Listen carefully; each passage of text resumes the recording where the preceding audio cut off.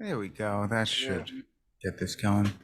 So here Perfect. we are at another one of our SIE quiz groups. We're going to go through 15 of our questions, and then we're going to come take a little break and come back and do 10 more.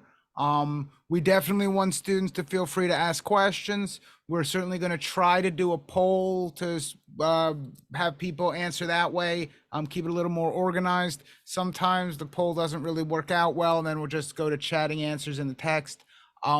Couple of things that we like to mention before we sort of start and go through these questions. These are my questions. I made these questions.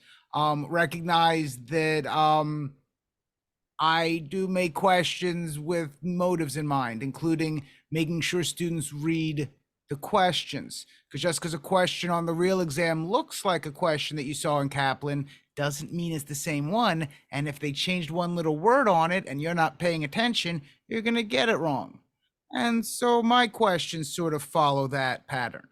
I use the idea of running a marathon, the 26-mile race, as a lot of analogies in here. The idea of you want to actually practice the 85 questions that you're going to take. You don't want to just practice running 5 miles if you've got 26 to go. You don't just want to practice 20 questions. You want to try doing 85 questions all at once. Make sure that that's not going to be a problem.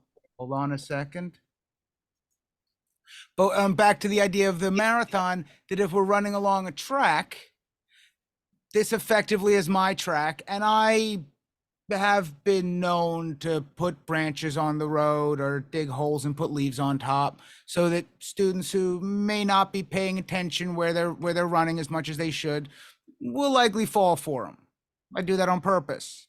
Not to embarrass people, not to actually like cause serious problems, but the idea is you trip, you go, oh, that's bad. Oh, could be a log there. Next time I pass this part of the track, let me pay attention to make sure that log's not there, or that hole isn't there, or there's not wet leaves there. That's the whole idea. Now is when you want to be wrong because we can fix it so that you're not wrong on the test. Now it doesn't matter if you're wrong. Now it's good to be wrong because we can learn. We don't want to be quiet and think the wrong things and then get to the test and fail the test, even if we were thinking we knew the right things when we didn't.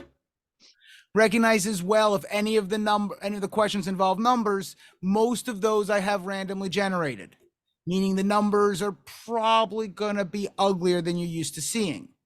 It doesn't really matter if you're supposed to add this to this and then subtract this and divide by this. Do that. The answer is going to be there.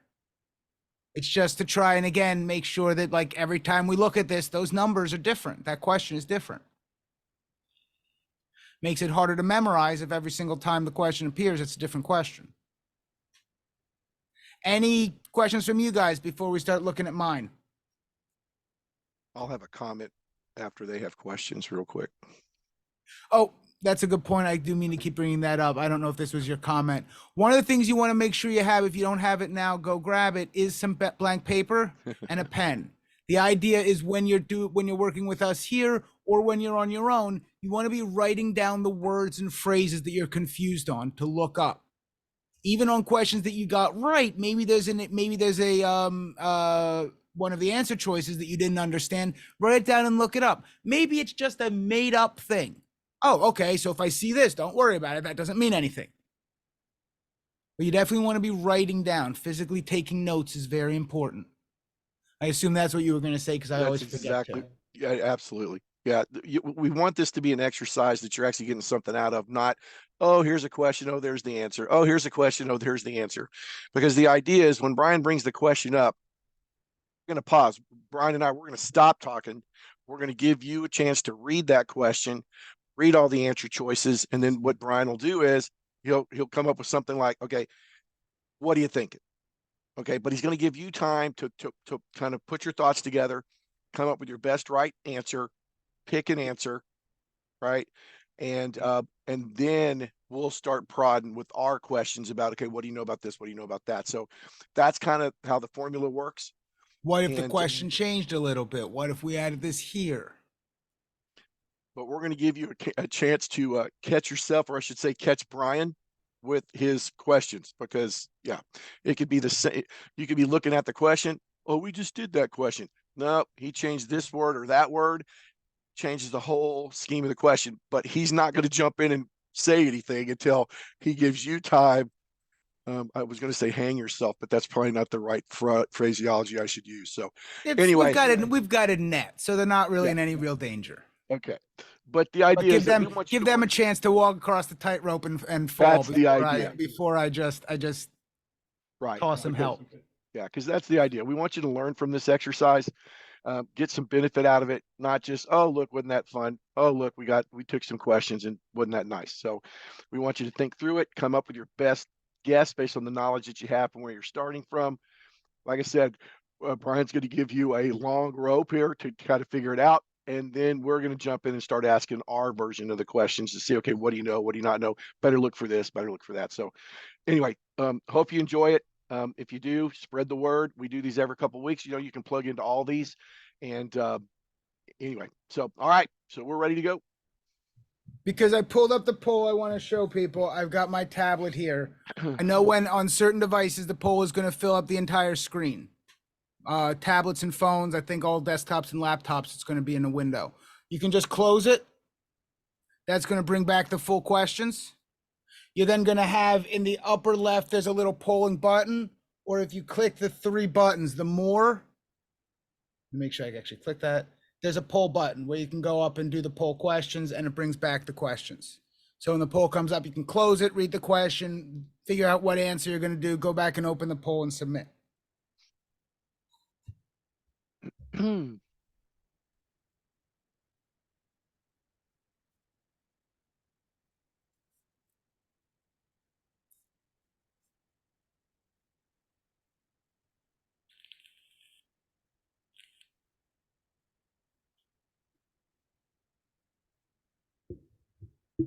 Honest.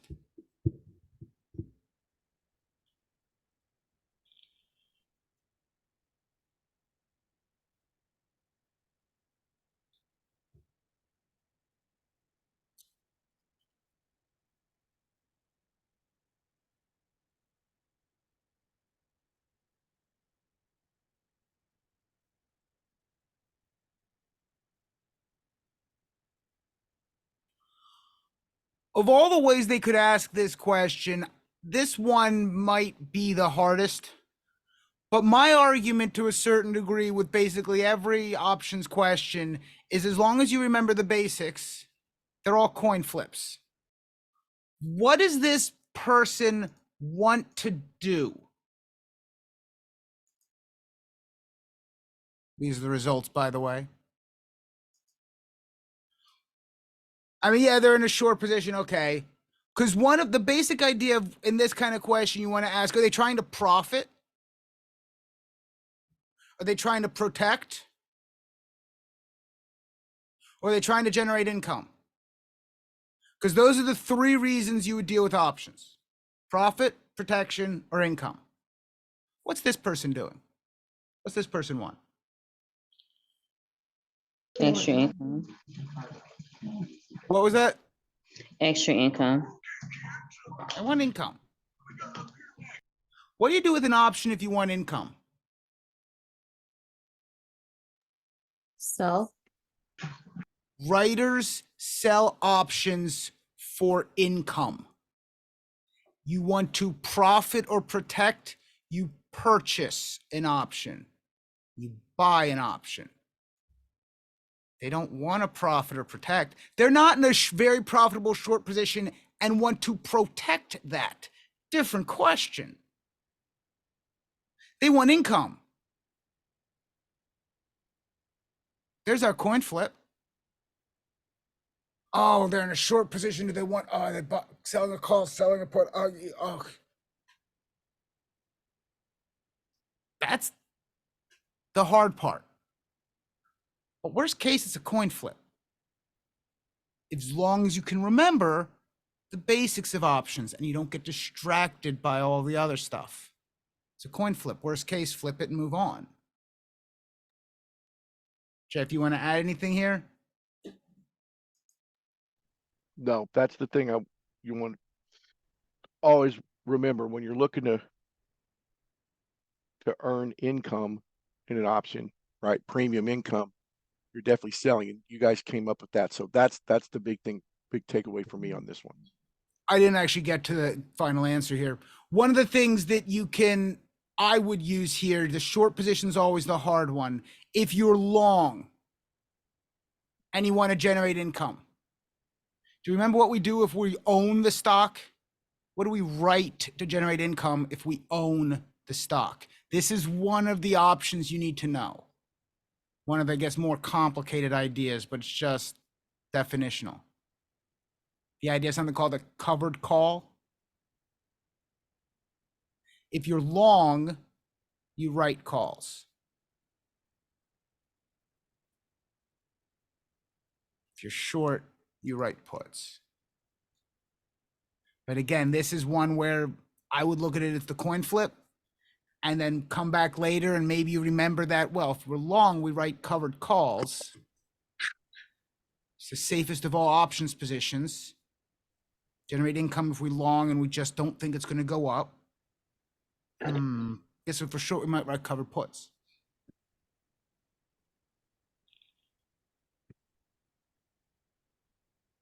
But it's not going to be a buy. It's got to be C or D.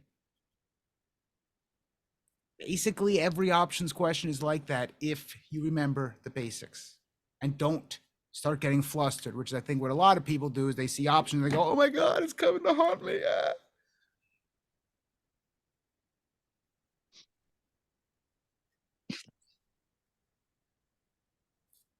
Oh, relaunch.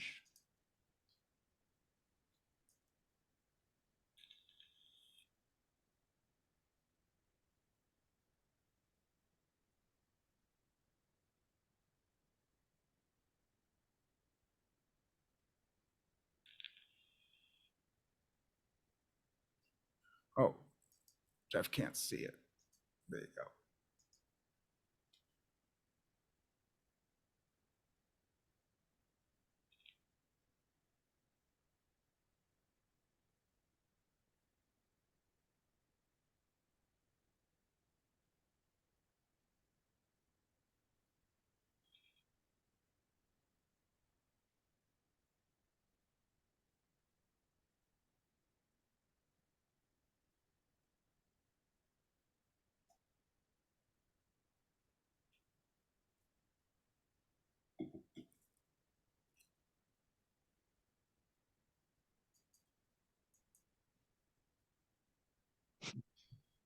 We want to make sure that we're going trying to go a little faster. If you don't know, say we don't know.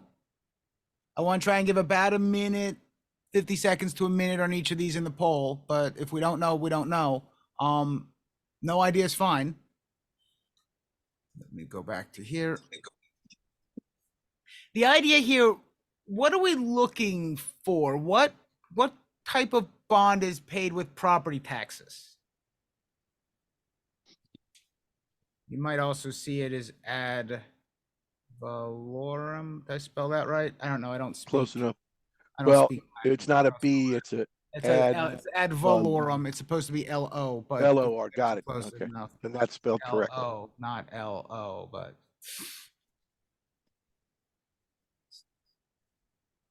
Good thing we're not in a spelling bee.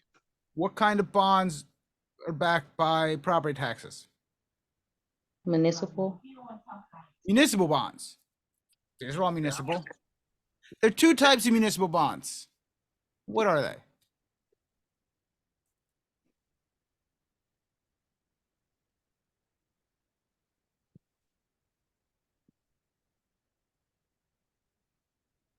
We got one of them in chat, general obligation. What's the other one? We got GO and what?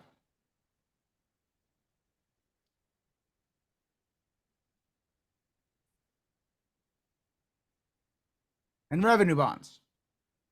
Which one are we looking for here? GO or RB?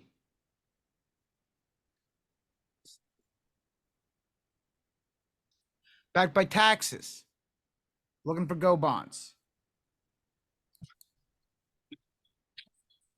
When we're looking at these, we want to make sure that we can at least, at the very least, group them together. Because then it's a coin flip. Which of these have a specified revenue stream, a revenue bond revenue stream? Toll bridge. Toll bridge is definitely a revenue stream. Anyone who goes over the toll and has to pay the toll, it's revenue bond. What's the other one?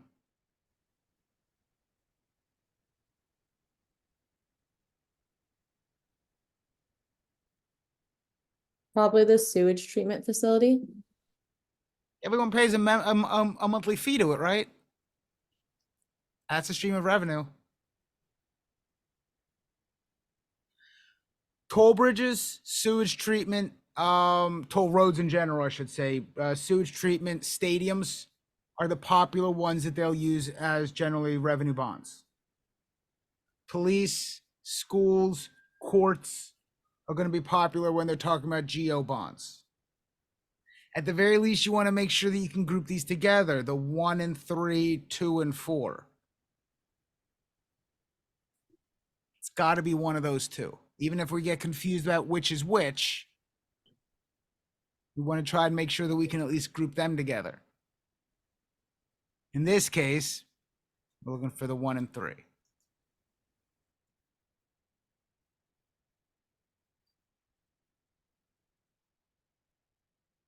Questions here?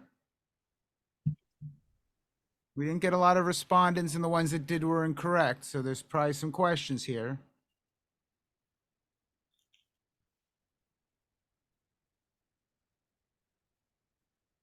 Jeff, anything? No.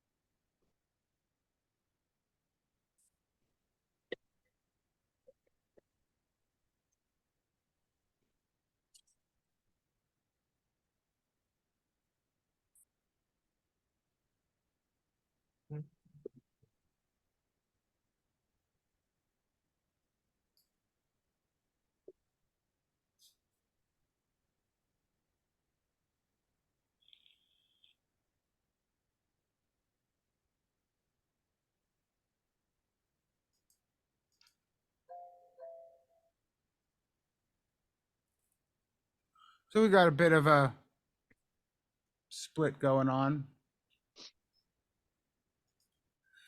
So the record date is July 5th. What is the day, the business day before July 5th? What is one business day before that? Holiday, July 4th. Well, that's not one business day then.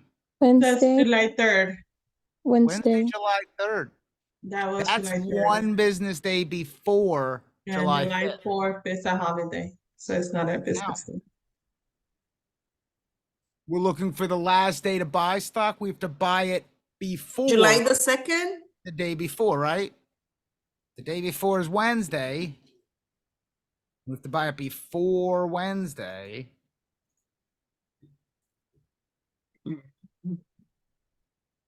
Make sure you are paying attention for July 5th, December 26th, it's coming up, and January 2nd.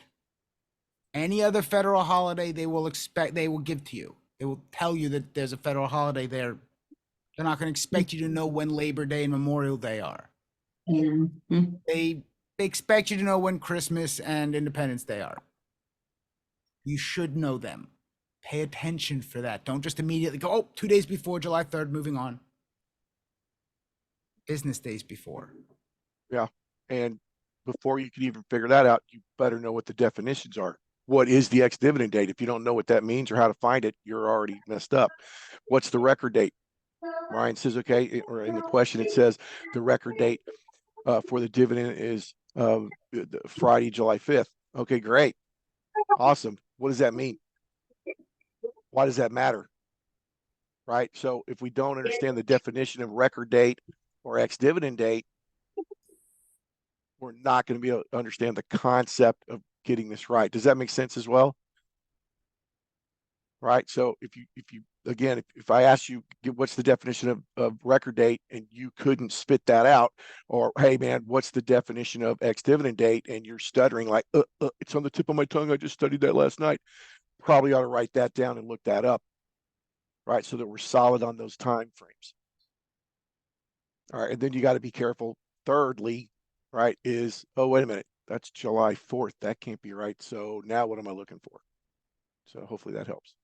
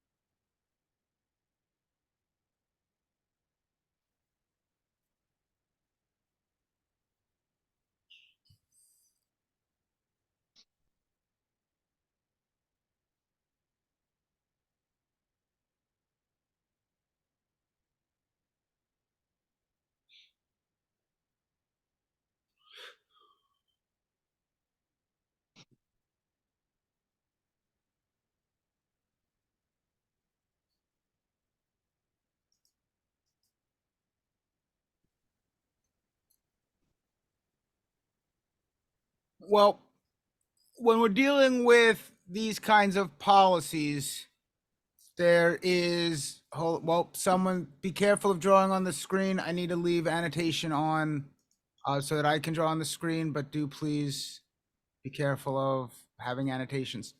Everyone sees them. That if we're dealing with these policies, there's really only two. Oh, need to be back control mode. Fiscal and monetary. Market policy, economic policy, those are ideas that people have.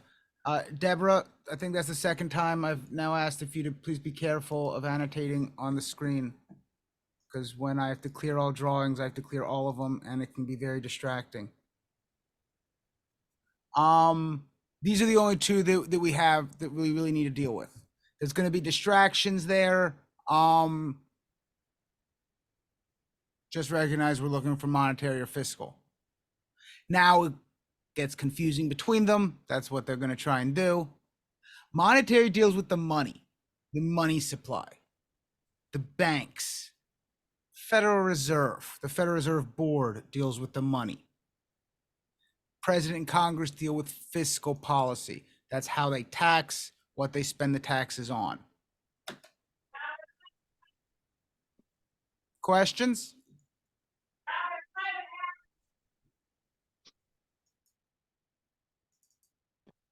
So here, obviously, if we're struggling on this, you wanted the two major headings are fiscal and monetary. Jot those down, look those up in your materials, right? And then it'll go through what's part of fiscal, who sets fiscal, what's part of monetary, who sets monetary, what are the three monetary tools that the Fed has. So there's a lot more deep dive in this, but that's what I would be doing, right? Again, write those two down, look those things up. You're going to learn a lot.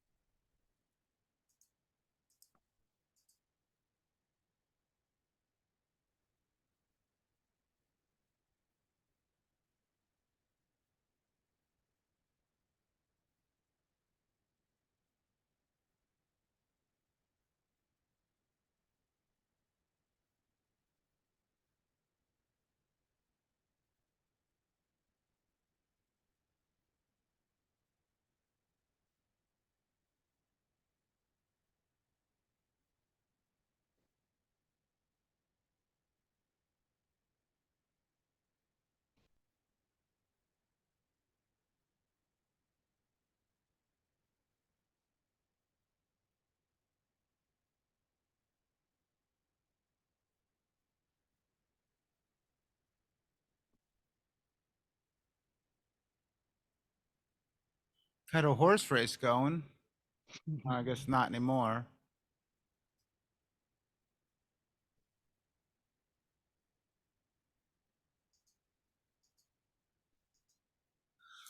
I have 4 questions in this question bank that look very, very similar to this. I have it say variable annuity. I have it say mutual fund. I have it say qualified variable annuity and qualified mutual fund. Of those 4, there are 3 possible answers. A, B, and C. D can't be any of them. No one picked that. The issue we've got to make sure we understand here, of that 29.3 that was deposited, how much of that has already been taxed?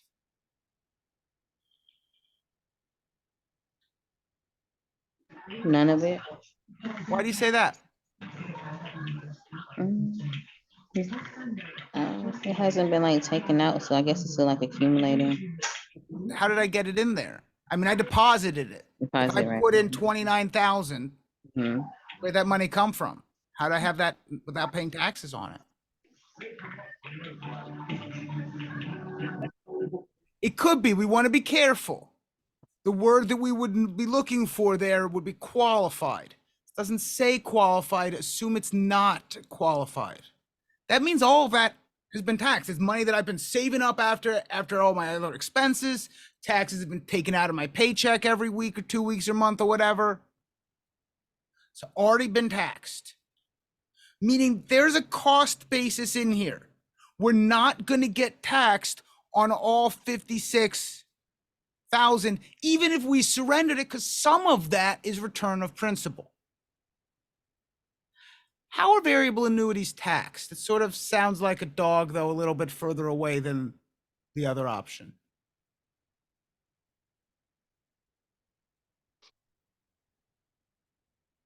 Like in some IFO. How are variable annuities taxed?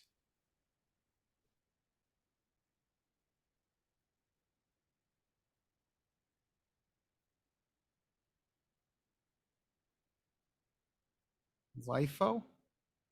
Remember seeing that? Last in, first out. Last in is the growth. The first money out has to be the growth in the account. How much growth is there?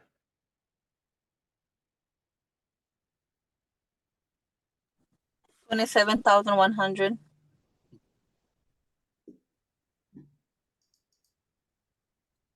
We have to take that out. The next, what's that? 1,100? Oh, that's tax free. That's return of the principal. If this said qualified, that means none of that 29,000 has been taxed. Meaning how much of that 28,000 has been taxed if none of the money in the account has been taxed yet? None of it. Then that whole Qualified, 56, this would be the answer if qualified. If this is a mutual fund, mutual funds use FIFO. That's first in, first out. That's you get your principal out first that's already been taxed. I want to take out 28. I've already put in 29. If it was a mutual fund.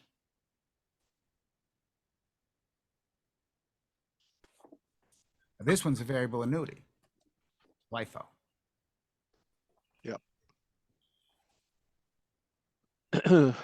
So the key to know the answer there was one word, and that's that one word's missing in this question. So this is a variable annuity. It's not a qualified variable annuity.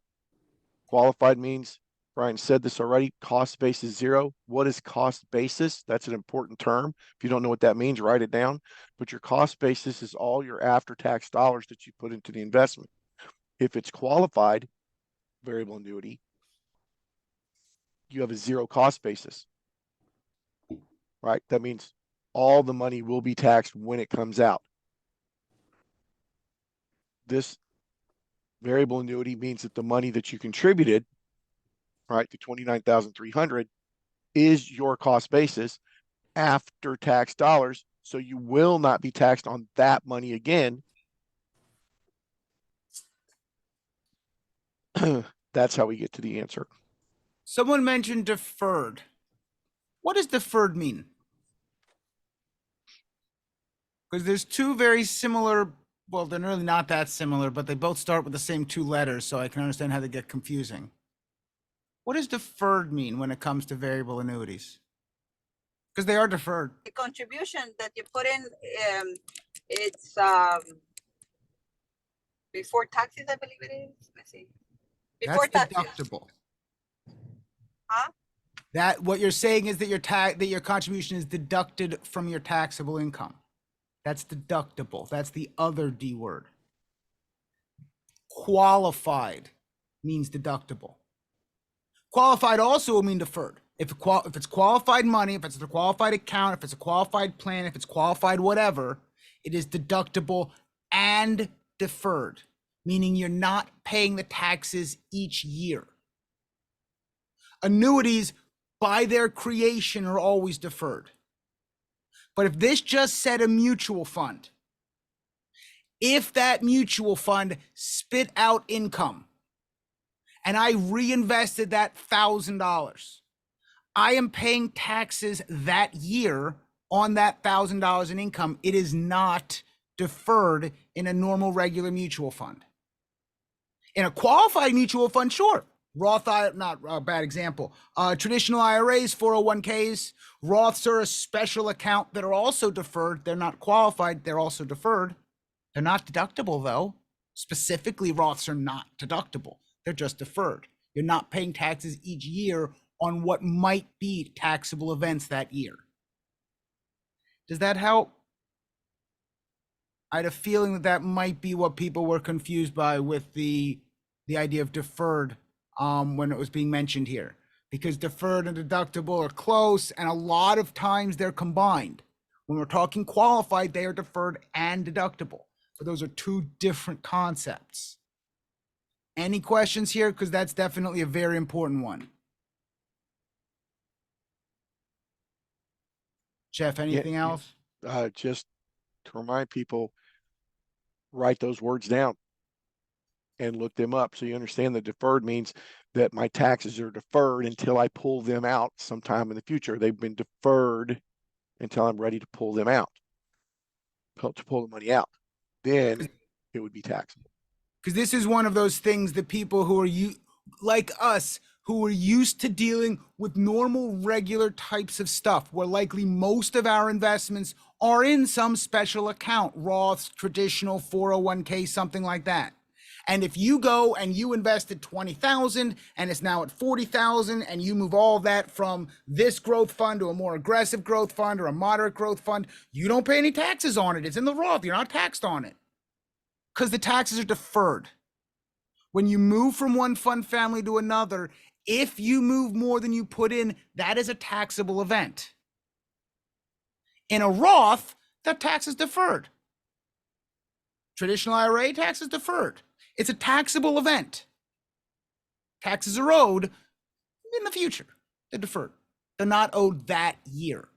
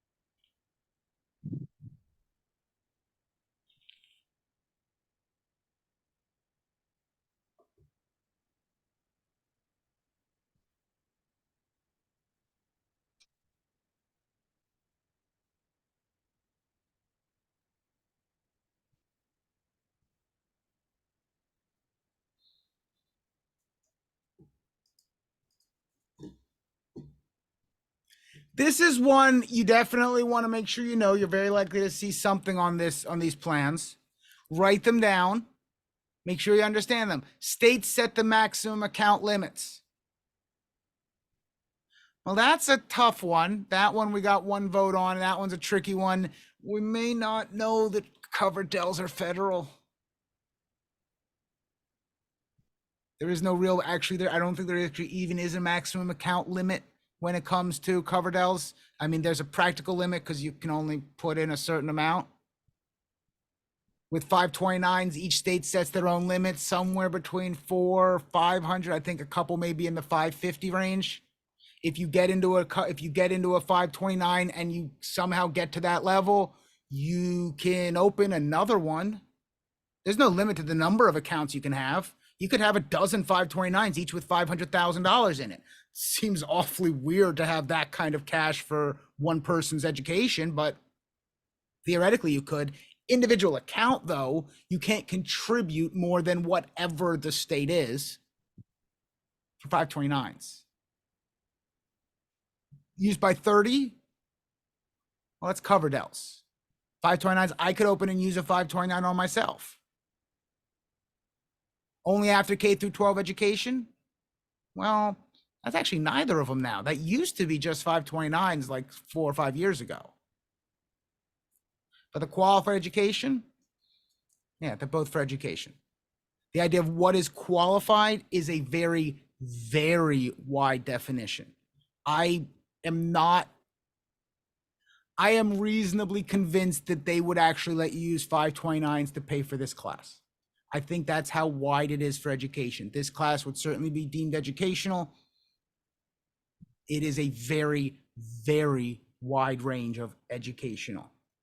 But it's not like buying a car to go to school. That doesn't count. And you're not going to have to know. You're going to have to know qualified education. You're not going to have to know the details for the exam.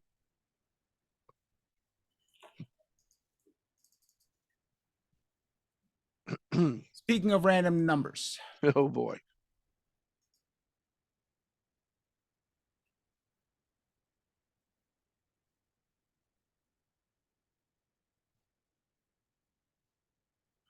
if you need a calculator, use a calculator. We all have them on our phones. And you'll be given one for the exam.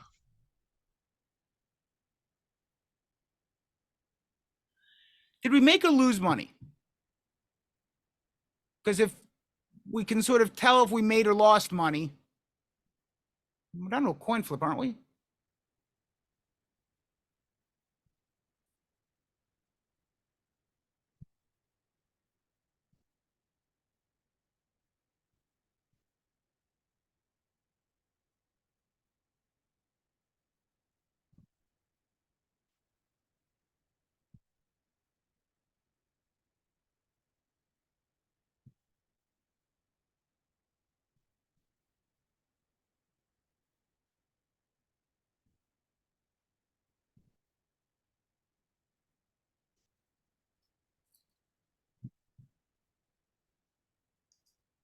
What price did we buy it at?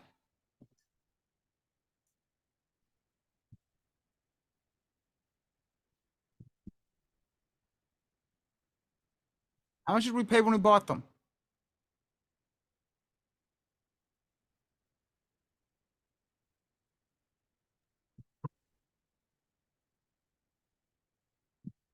Does anybody know the answer to that question? Brian's question? With this quote, what did we pay for them? 63. Someone saying 63? So Just we had want to ask. So if we're buying it at 63, if we're saying we buy it here and we sell it here, why are any of you in class? Why aren't you guys just out there buying stuff for 63 and immediately selling it for 64 and making $1 in profit all day long, hundreds or thousands of times a day? Why aren't you doing that as a full-time job? Seems like a good deal. If I can always sell it for the lower if I can always buy it at the lower number and sell it for the higher number. Seems almost like I'd want to do that as a business. Almost like that's what the businesses would do, right? Like if these, instead of being stock prices, were like Walmart prices. One's the price that we pay, one's the price that Walmart effectively pays. If we were selling it to Walmart, we'd get what Walmart pays, right?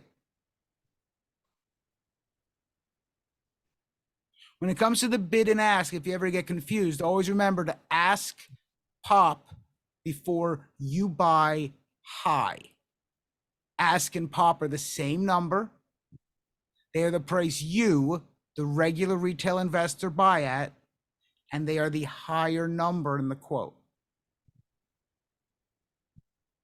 If we buy at the 64, we're going to be selling at the 69, the lower number in that future quote. What's the difference?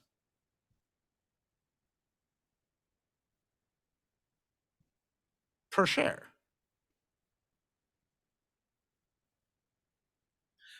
But both of these numbers are smaller. If we bought them at two smaller numbers and sold them at two higher numbers, we should recognize it was a gain.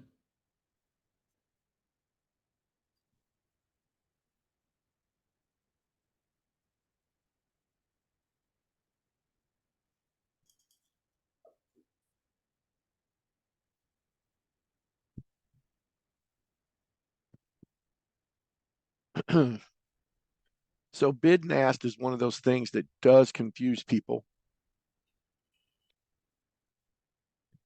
If I were you, when you're looking at a quote, you're going to have one smaller number and one bigger number. Like in this case, 63-6420. Right. And so under the 63, the bid is the smaller number in the quote. And that's the price. Brian's already said this, but I just want to lay it out for you. All right, if you're looking at 63-6420, bid is the smaller number. That is the price that the retail customer, we sell the security for. The asked or pop, and Brian said ask pop before you buy high number, 6420, under the 6420, right? That would be the number that a retail customer would purchase the security for. Right. And so write down bid and ask. You definitely want to have a good understanding of this concept, because you'll be seeing it in questions similar to this potentially on your exam. Questions here?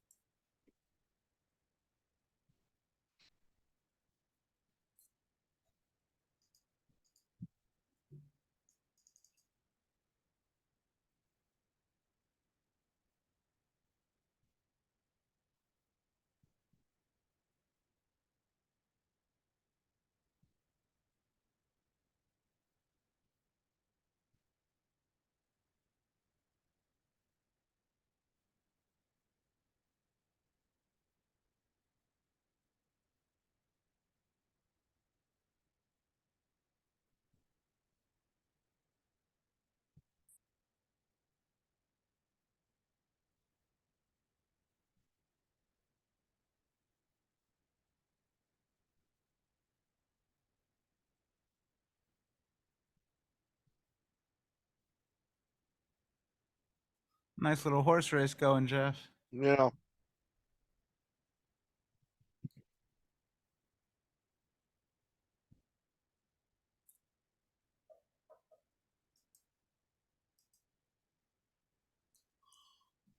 What's this rule? Does anyone know anything about, like, what's this rule that they're sort of just talking about?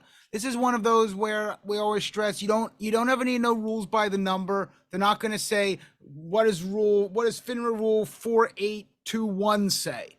Maybe this is it. I have no idea. I'm just making up numbers. They're not going to say that. They're going to give you hints at it. Do we know what this is sort of talking about?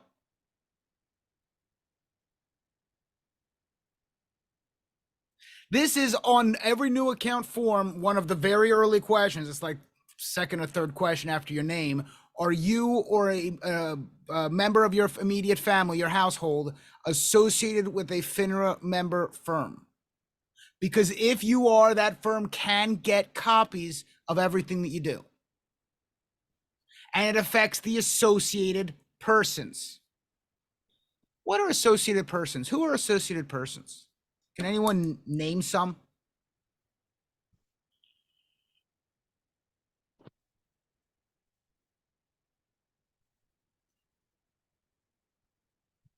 Who are some associated persons? Mother and father are Agents? not associated person. Agent? Who else are associated persons? Members of the board? Employees? Say it again. Employees? No. Be more specific. Not all employees. What about the janitors at night? Are they associated persons? No. It's not all employees. Employees that are dealing with cash. What would some of those titles be? Clerk, Agent? Financial advisors? Sure. A registered rep of the firm, an investment advisor representative, sure. Okay. Do you think supervisors would be associated persons? Like just people who supervise agents? Yes. Do we know what they're called? Principal. principal. Principals. Now, we get a little confusing on this last elimination here because we're stuck thinking about FINRA. Every SRO has associated persons. SROs including things like the New York Stock Exchange. Do you think an employee of the exchange would be associated with that exchange? Or what about a customer? Do you think a customer is associated with the broker dealer? Is an associated person of the broker dealer? Remember, janitors aren't. This isn't even an associated person.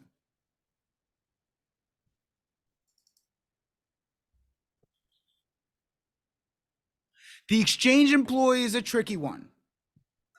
But again, I strive and I definitely point out where I can. We should be able to have gone, well, that's associated, that's associated. Oh, we're down to a coin flip. Coin flips are our friend. Love coin flips on tests. It's better than not knowing.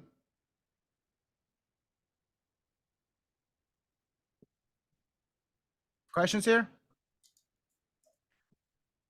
And again, we need to understand what's going on here, right? I mean, what are they talking about? Well, they're talking about somebody that's like a registered rep, as an example, that works for a broker dealer that wants to open up an account at another broker dealer. When they fill out the new account application, there's a question, like Brian says, like the first couple of questions. Are you a member, affiliated with another member firm? You're going to check yes. So your company's going to know about it, right? Your broker dealer is going to know that you're opening this account. The new broker is going to know that they open up the account. And then there's rules, right? If your current broker, when they find out you're opening up an account at another broker dealer, if they want to get a record of every transaction that you do, all they have to do is notify the new account at the other broker, and they will send them every transaction that you do. And so that's why we're talking about, this is about a registered rep. This is about somebody like that, not a customer, right? Customer can have an account at your broker dealer. They have an account at another broker dealer. They're not an affiliated person or associated person with that other broker dealer. So that's kind of a broader understanding of what the rule is for. So anyway, There may be some confusion between associated person and like an insider or someone that's a control person. Because the idea of mother and father of an associated person doesn't transfer. If we're thinking about like spouses, don't transfer. We need to notify. They need to get notified because we could potentially be trying to do our trades through our spouses. So, I mean, when it comes to that form, is any member of your household an employee of a FINRA member firm? But the insider control is the one that the spouse is automatically an insider control person as well. That the parents, the children, the financially dependent family members, the uncle that's living in the same house, the control insider is what'll pass. That status, not the direct associated person. parents are not going to be the associated person unless you live with them still.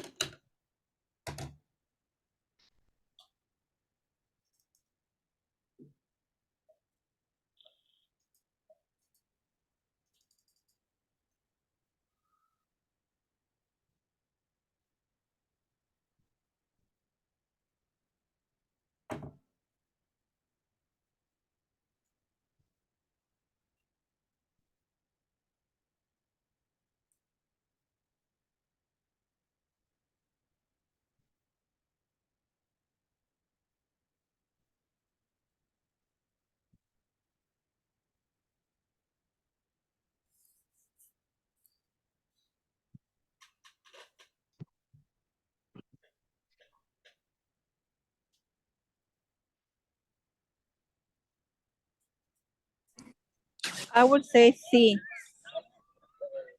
Okay. Oh, don't go into unmute to answer yet. You can type answers or you can do the poll. I cannot see it. Oh, you can type it. Yeah, you can put it in the chat if you like.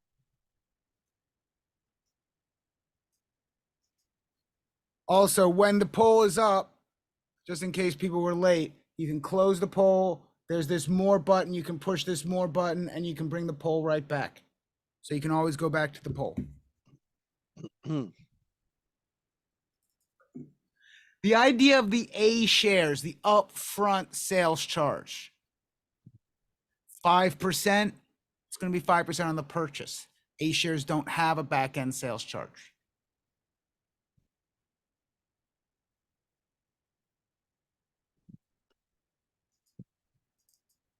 Questions here? On these two that, you've got A shares, B shares, and C shares are the ones that are seen on the exam, right? And no load. And no load.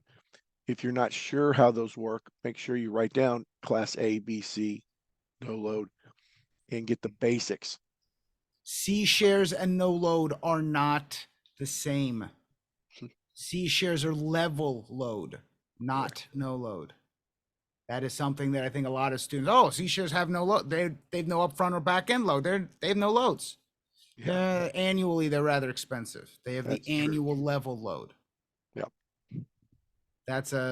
I definitely see students getting C shares and no loads mixed up. Yep, that happens. Anyway, that's, my recommendation on those. Write them down. No, I'm good, Brian. I just A, B's, and C's, no load.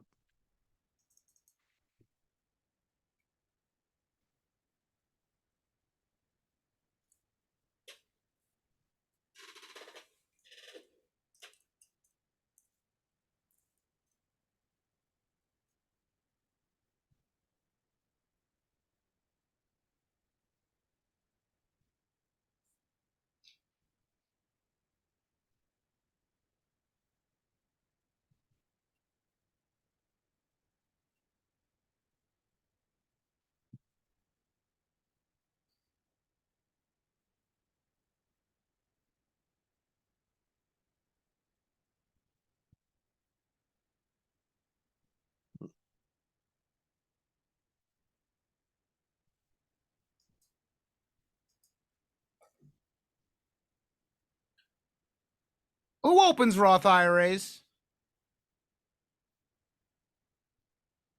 Who can, I should say?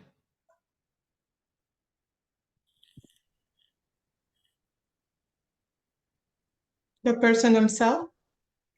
They're an individual, the person themselves. These are in no way employer plans, employee plans. Mhm. I had someone, I guess it's probably about a year or two ago now, tell me that they have a Roth IRA from their employer. Not quite. What the way they explained it is they have a Roth IRA from their employer. When we got into it, what they did, the employer offered to help them set it up. They offered then that the client could withhold part of what they would normally get of after-tax money and put into the Roth IRA. But it's their Roth IRA. The company's just sort of like, this is good for you. You should do this. We'll help you do it. But the company cannot put any money into your Roth IRA ever. Even in the idea of what's called the Roth 401k, they can only put in the 401k side. Only the 401k is where employer money can go. It can't be a Roth here. Oops. Why am I not So, so I have a question. So when the employers offer the 401k Roth, the contributions that they do would only be on the part that's the regular. Technically, if there's a 401k, a Roth 401k, this is not really on the SIE Series 6 more. But the Roth 401k, the employee, the natural person, can put into either the tax deductible 401k side or non-deductible Roth side. If there is a match, that match is always going into the deductible side, the 401k side. They can match on your Roth 401k contributions into the Roth side, but their match always goes into the 401k side, even if your contribution was into the Roth side. Got They it. can only put into the deductible side. Got it. Thank you. Now, most of the time, these acronyms, you just need to recognize what they are. You need to recognize what SIMPLE is, what SEP is, what ERISA is, what Patriot Act to a very low degree is. With some of these, you just need to know what the acronyms are. Or you don't need to know what the acronyms are. You just need to know what they, sorry, you don't need to know what they stand for. You just need to know what they mean. ERISA is the law that deals with the retirement plans. We don't need to know it's the Income Retirement, Employee Retirement Income Savings Act, Security Act. I don't even remember what the We're S talking is. ERISA. Yeah. We don't Employ- need to know what those letters mean. We just need to know that it's the law that deals with retirement. One of the things that I always stress is when we talk about SEPs, what that P means, what that P stands for. Because that P stands for pension. That is a simplified employee pension. You can remember that it's a pension. Employees don't contribute to their pensions. That's the tricky one. Hopefully, and some people didn't, not everyone's experienced a 401k. But a lot of times, if we know anything about retirement accounts, the 401k, we understand about company matching. What are they matching? Dollar for dollar. But whose dollar? The employee dollar. My dollar, right? Yes. So if only the company contributes, Then that's not it. sounds like I can't have anything matching. These two should have been able to be eliminated. The SEP and SIMPLE get tricky. Remembering which one has, you only need to make $5,000, which one only has employer contributions. Okay, gets tricky. But some of these other points, this is only individuals. Companies can't set them up. This one deals with the matching. If anything, with vesting, 401ks of vesting, and all these other things that aren't really relevant here. But if you remember some of them, you might go, wait, the employee contributes and then they match up to a certain percent. Wait a second. Yeah. So that before Brian went into that last part, that's the point I was going to point out. Right. I mean, seriously, again, even if you're new, if I asked you who's going to put the money into your Roth, what are you going to answer? Seriously, who's going to put the money, who's going to contribute the money to your Roth IRA? How would you Myself. answer that question? Who? Myself. Yes. As soon as you say yourself, how could that be the answer? Right? You cannot. It Mhm. cannot possibly be the answer. Mhm. All right. If you've ever had a 401k on the job, and not everybody has, who puts the money into your 401k? I mean, who has to do the contribution? Myself and the company. And if you have to put the money in, how could that even possibly be the answer? But look at our choices. We had 8 Mhm. people answer, 7 of them picked Roth or 401k. So we want it. The point that I want to make here, right, is that when we're reading, the point that I want to make here is you guys, wherever you are in your studying, you got a bunch of stuff up in your head right now, right? The SIE, mile wide, inch deep. If you've been studying, if you're not like brand new to this, right? Read those questions carefully. Like Brian said, the B and D answer should have been immediately removed, because we know we put the money under our Roth. We know we put money into the 401k. Whether they match it or not is irrelevant in the question. So we would have been guessing between the SEP and the simple. So read the questions carefully, because that would have been an easy one to knock. I say easy. Again, if you've been studying and you understand what a Roth is and you understand kind of what a 401k is, those should have been easy elimination answers. So we always want to give our best guess answer. You might not have known the answer to this, but we absolutely shouldn't have answered B and D. Again, once we learn, we'll know never to do that again. But you guys are answering the questions that we're asking you directly. Then how did we come up with B and D as our answer choices? So that's all I'm trying to bring across is let's read the things carefully, because a lot of these gives us clues to where we can eliminate that choice. All right, that cannot be right. I put the money into my Roth 401k. I know we put money into a Roth 401k. That cannot be right. Okay, now let me make my best guess. I'll get it right or wrong, but at least higher percentage. So that's what I'd like to point out. There's more of a test taking strategies to read that question carefully, eliminate what you absolutely can eliminate. So, all right, Brian, thank you. I would stress as well that I think a lot of students are stuck in the sort of the test taking approach of read the question and look for which is the right answer. My approach that I think works a lot better is look for which is the least wrong. If B, D, and C are wrong, it's pretty easy to figure out which one has to be right. Maybe as you go through it, I can't remember what simples are. Roths are the ones where, yeah, only I open them. Simple, that's the one where they either have the 2 or the 3%, the simple. Wait, it's 3% dollar for dollar matching. They're matching it. 401k has got lots of dealings with matching investing. And wait, if it can't be B, C, or D, I don't even need to know what A is. We're done. That I think that a lot of times students are looking for the most right instead of the least wrong. And I think a lot of these questions, it's easier to find the least wrong. If you can remove all of the hay, the needle's right there.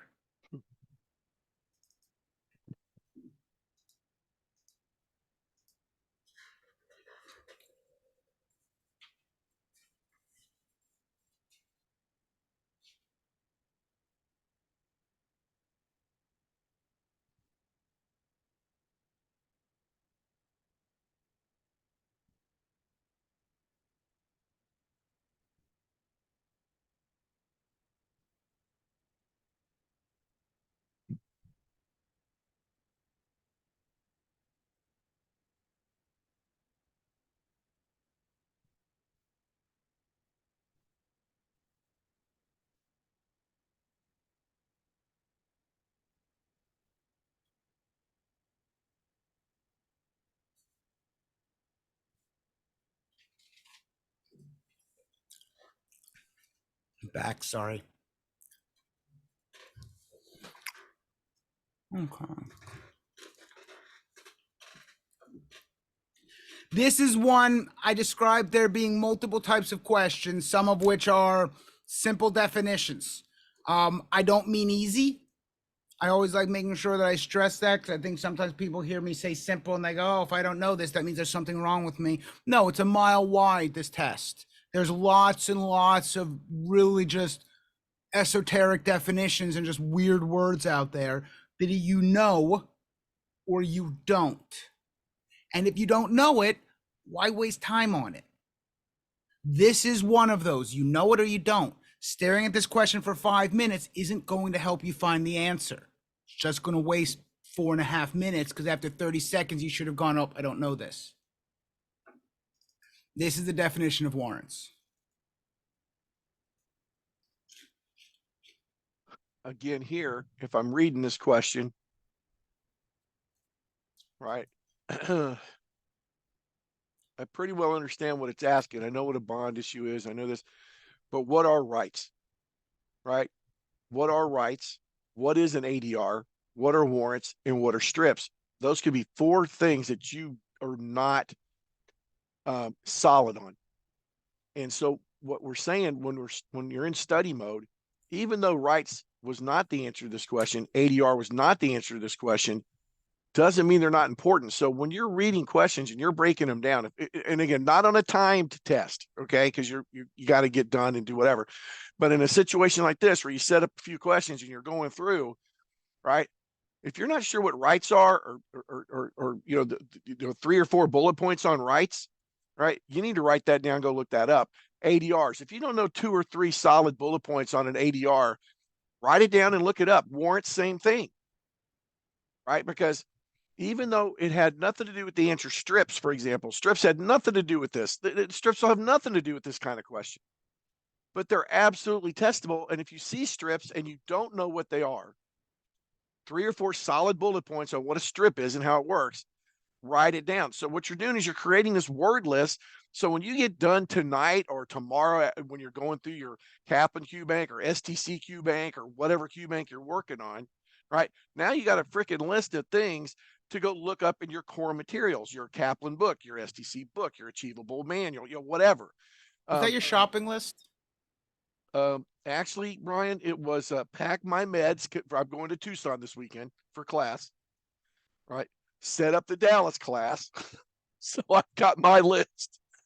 Guys, if you don't know, I am a list guy. So everything I do, even when I'm doing my test taking tips, I'm make a list, a word list of things to look up, because I work off a list every day. That's the last thing I do at night is I write down 6 or 7 most important things I've got to get done the next day. So anyway, that helps me stay organized the older I get.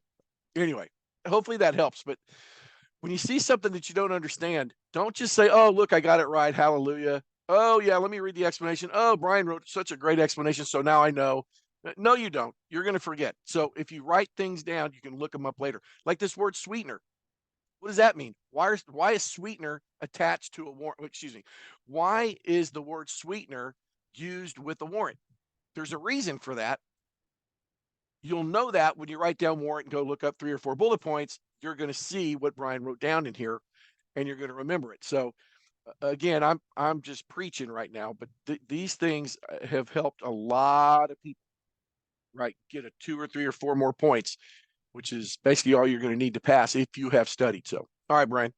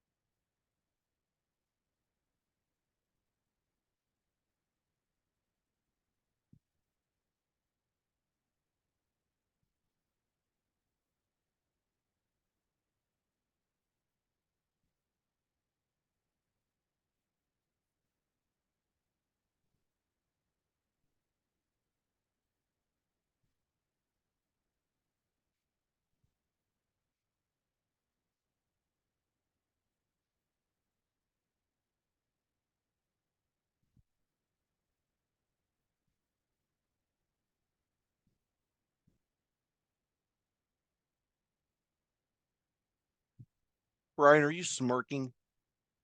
He's smirking. Now, I want to make a suggestion before you go into the explanation. You didn't read my text? No, I did not. I warned them. Okay, I want you to draw the picture for them here, though, so they get it. You know, the one that we have in class. Draw that for them. What are we looking for? What do they want to know what's changing?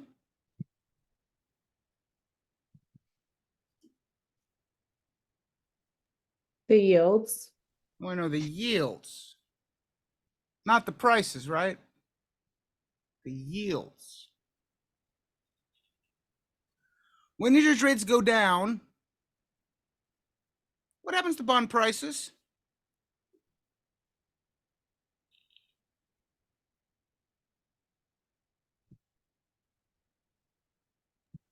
They go up. They go up. And when bond prices go up, what happens to yields?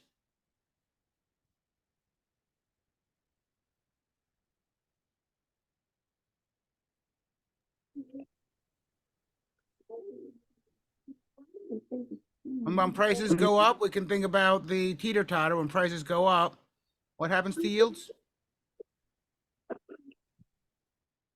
Go down. So when interest rates go down, what happens to yields? question says yields. Kaplan says prices. Kaplan will ask you about interest rates going up or down. What happens to the prices? This one says yields. Oh, the button's not working, Jeff. Oh, There it goes. Read carefully. can This I point is the thing. I think this is the chart that Jeff wanted to make sure that I drew. Yes. And it's simply the same as if interest rates go up, while prices go down, yields go up. That the percentages that's what go in the same direction. that's what I wanted to have you point out. So when you're reading this, right, when interest rates go up, so that's a percentage, right? Interest rates are stated as a percentage, 6%, 7%. All right. So when interest rates decrease, when a percentage decreases, the other percentage, which are yields are also stated in a percentage, like here, they go in the same direction. It makes it easy, right? Simple. Maybe we don't do easy. So if interest rates are going up, percentages are going up, then our yield percentage rates are also going up. Percentages work opposite of bond prices. This is why everybody picks C, because interest rates go up, price of the bonds goes down. But that's not what it asked. It asked about the yields, right? And so yields move together with interest rates. And that's why I wanted him to point that picture out, because once you have that idea, it becomes really clear, right? Oh, wait a minute. Interest rates are percentage. So if they want price, that's going to be inverse. Oh, but if they're asking another percentage like yields, interest rates and yields, oh, they move together. Once that clicks, so much easier. All right, so hopefully that helps. And that's why I wanted Brian to draw the picture. We explain that in our classes, right? This is not set up for us to break down every little topic. Random questions being what they are. The next one's useful, Jeff. So we may want to move on. Okay, go ahead.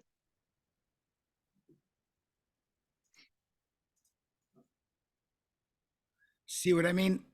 Yes. See, advantage. I can see the next question. Jeff cannot.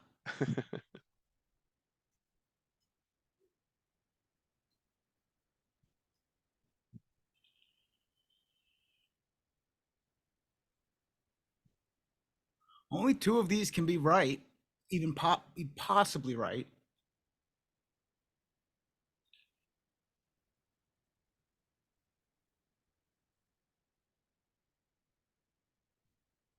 This is one that I refer to as multi-step. Let me go and color code it to make it easy. Yeah, we'll do red and pink. Go down, go down, go up, go up. Oh, the blue and green. Current yield will decrease, current yield will decrease, increase, increase. We're looking for red or pink, and then green or blue. If you know one of them, it's a coin flip.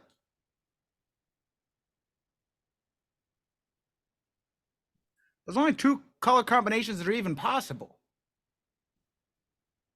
We're both going to go up.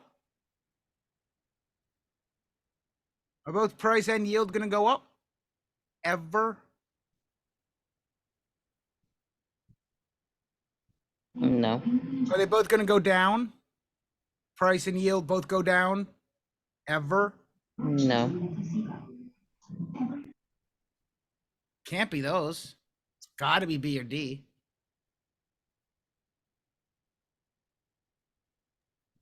It's D. I think. Did you say D, Kira? Yes. Look at you. This is the same one we I were just got talking about. one. The interest, price, yields, the percent. Just base it, yeah, I base it on your Up, answer down, to the up, previous question. Down. That's If all it interest is. increase, yield will increase. But prices, usually when interest increase, the prices go down to level up the market somehow. So does that mean I actually get to take credit for you getting the answer? It's all about me then? Well, I appreciate my you. chart. It was my chart, Jeff.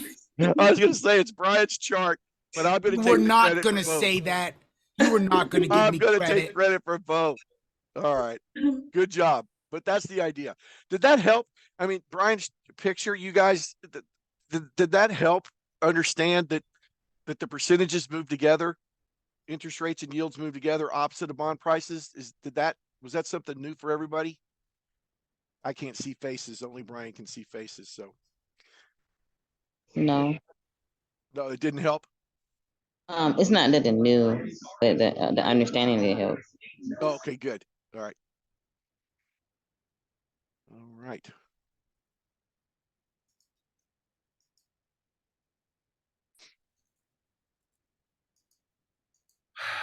Random questions sometimes are super easy.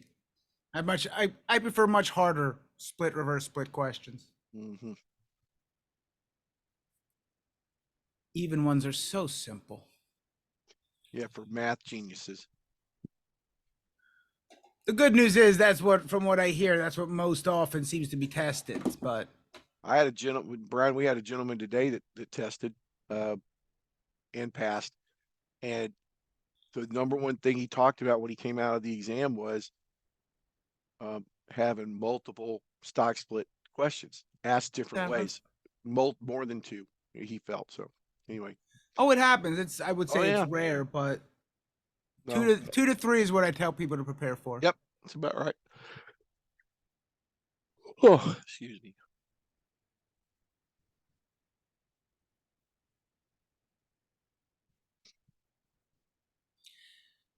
There's only two that could be right.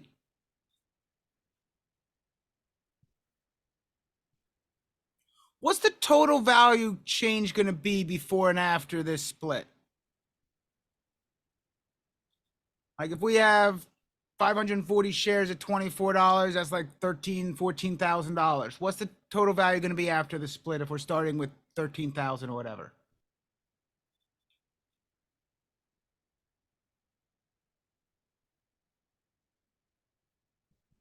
Anybody?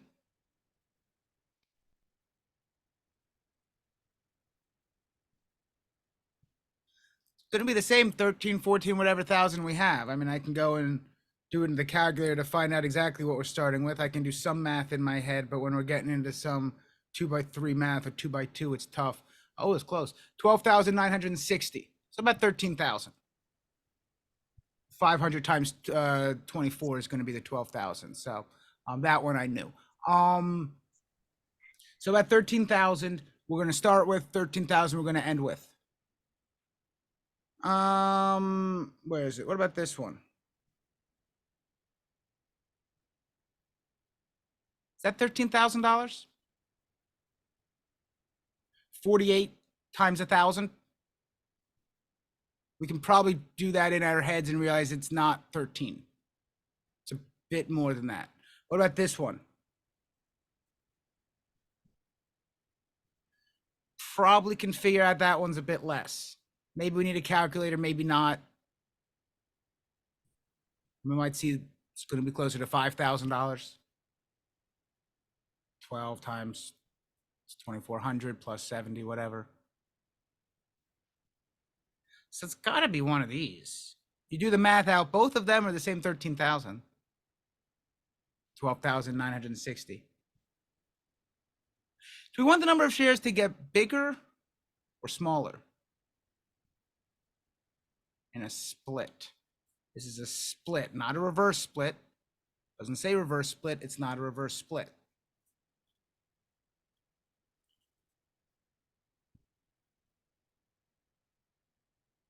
In a stock split, we want the number of shares to get smaller.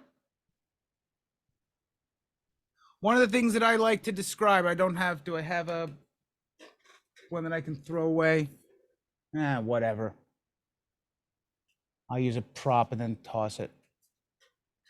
I have this index. Oh, that's a bad color.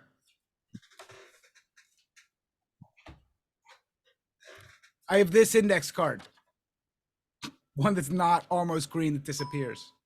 If I split it, do I have more or less pieces of paper? And are they bigger or smaller? More and smaller. If I reverse split it, do I have more or less pieces of paper than before? And are they bigger or smaller? You get the same. Well, I have I mean, two pieces now, and I have one piece now. less but bigger. Reverse split gets fewer pieces of paper, but they're bigger. Splitting it up gets more pieces of paper, but they're smaller. We're splitting it. We want more pieces of paper. The math here, the way we always do this, we're looking at the number of shares. We want the shares to go up. So we want that to get bigger. So we multiply that by the bigger number first and divide it by the smaller number. For the price, we want that to get smaller, so we multiply it by the smaller number and then divide by the bigger number. Doesn't matter what they are. 1 to 2, 3 to 7, 19 to 53. They could do any of them. Even I'm not mean enough to do like a 19 to 53 split and make you guys do the math. I only do single digits. Likely the exam is going to be nicer numbers, prettier numbers. They don't have to be. Questions here? I would I would make a note when we talk about a stock split. So we have a picture for this in class, but what I would make the note on is in a stock split, we're looking for the price to decrease, number of shares to increase. So in a stock split, or what they call a forward split, price decreases, shares increase. In a reverse split, it's designed to increase the price, decrease the number of shares. Either way you do it, the value before the split has to be exactly the same as the value after the split or reverse split. All right. And just knowing the direction, again, you would have been there. You could have come up with the answer pretty easily.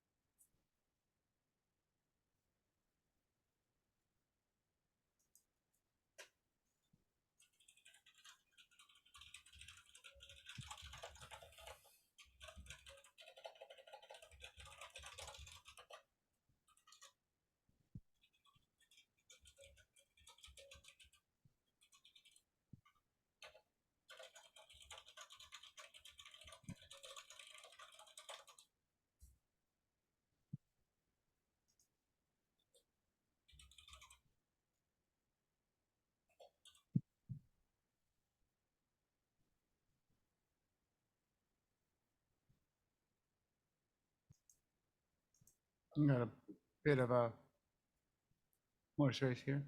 Mm-hmm. What is the DOE? Department of Education. True, but in securities, Not- it means something a little different. Not incorrect completely, but Correct. it's not Bambi's mother. Oh, brother. You like that one, Jeff? I did. You have a bunch at your property too. Correct. Department of Enforcement for us. That's FINRA. This is a sort of hidden duplication because DOE sort of applies to if they were a New York Stock Exchange. Well, their DOE isn't FINRA. They have a different one, but it's still the DOE. So it lets them generalize rules a bit. But for us, the DOE is FINRA.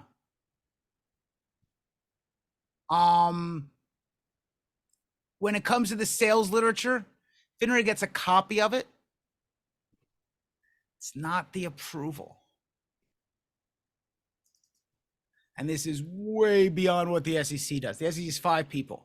They've got much better things to do than approve every single advertisement that every single broker dealer and every single market maker and every other SROs people do.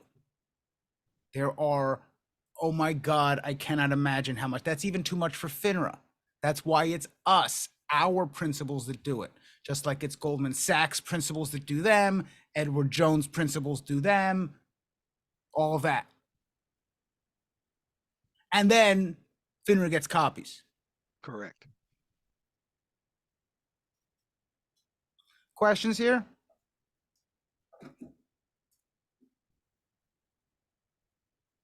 Because we are at our break. I do want to pull up our bit of advertisements here. We do have concept cards that are available. You can order them at that site. I will actually send out them in chat so you can directly click there. We do have our new self-study university program that we've been using for several months now. People seem to really like it. We broke our normal lectures down into basically 48 sub-units, each between about 10 and 25, 30 minutes long, with all of our animations, all of our posts, all of our pictures, all of our additional resources to help with each of those smaller sections. Most of the sections as well have some questions, some that you may have seen in our question bank, others that are not. But that are appropriate for that specific section. It's $99 for 3 months, so it comes out to $33 a month. You don't have to worry about if you forget about it constantly being billed 33 or 40 or 20 whatever dollars a month for some other program. We do have renewals if you decide you want to renew it, but 3 months should be more than enough time to get through this exam. We do have our live classes at the bottom. You can check out the schedule of all of our upcoming live classes there. Any questions from you guys before we go on our break?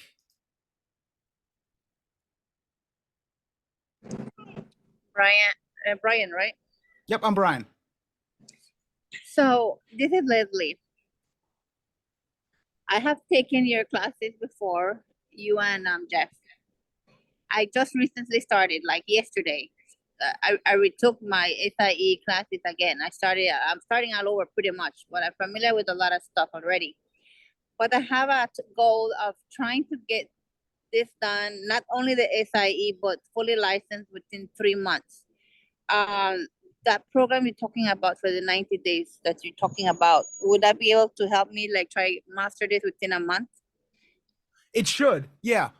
It's designed where you can rewatch the same areas. It's sort of, our normal replays are like an hour, hour and a half. So if there's like a specific area you want to watch us re-lecture about because you missed something, you may have to like zoom through our replays. Whereas this one, you can just go to that specific section.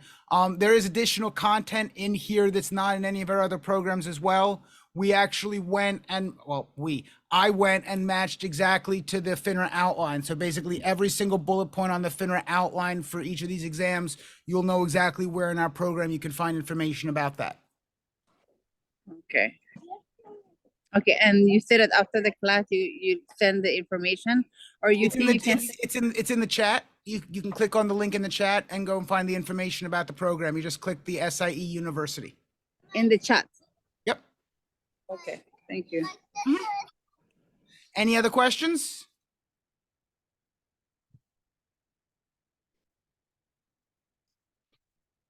So 53, so about 15 minutes.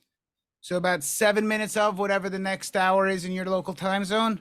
If I said we were coming back at 8:53, we'd have people in California wondering why we have a 3-hour break. So whatever 15 minutes is now, about 53 minutes past whatever hour it is we're currently in. We will see you guys back there.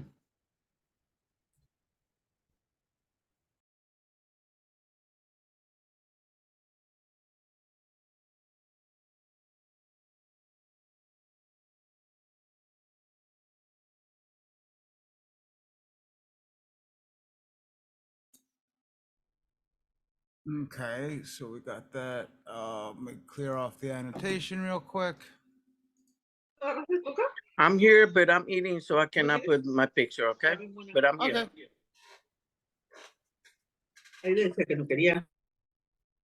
Okay. Oh, okay. But anyone else want to share videos? It makes me feel like it's less lonely with just me and Jeff. But okay, here we go. Yeah. So this is we're going to do another quick one. This one's going to be 10 questions. So it's a bit shorter than 5 questions shorter than last one. So that should get us done, not too late. As always, if you have questions, do please ask. Just because you may have seen a question similar to the ones we saw last time doesn't mean it's the same question. Make sure you are reading them carefully.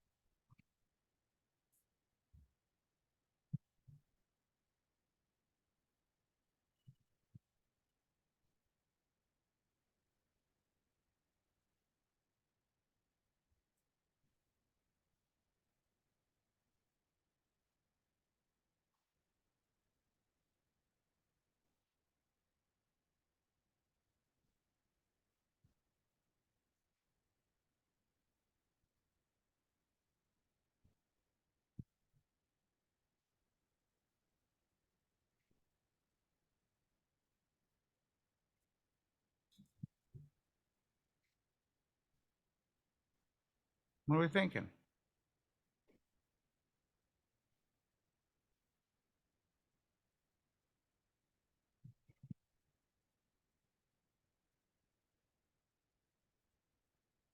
This is one that you do want to be careful on. We always tell people be very careful if they're giving you bonds that end in numbers like 0816 or 24, because these are not normal bonds. You do not want to simply subtract them. Go, that's 316. Yeah. And go, oh, we're just going to multiply that by 10. It's not even one of the answer choices. I'm surprised. I need to add that as an answer choice. That should be an answer choice. When you see the 16, you want to just assume, read it as just 0.5. In that case, the difference between buying it at 91, selling it at 90, that's a 94, 94 and a half is $3.50. Each bond point, remember, if a bond's going from 91% of par to 92% of par, that's $910 to $920. You got to make sure you multiply them all by the 10 there.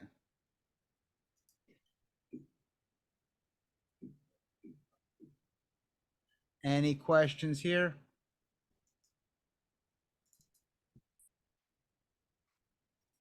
I need to go and try and find that question.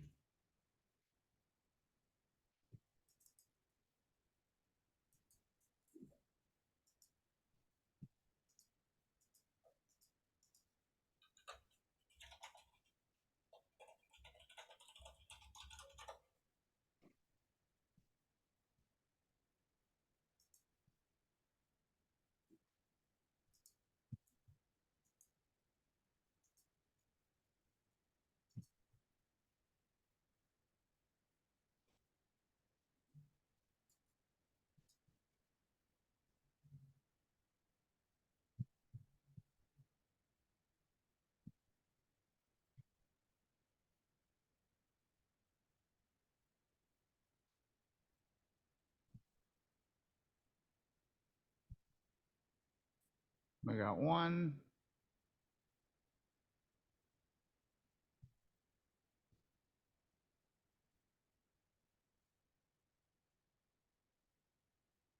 We got 2, 3.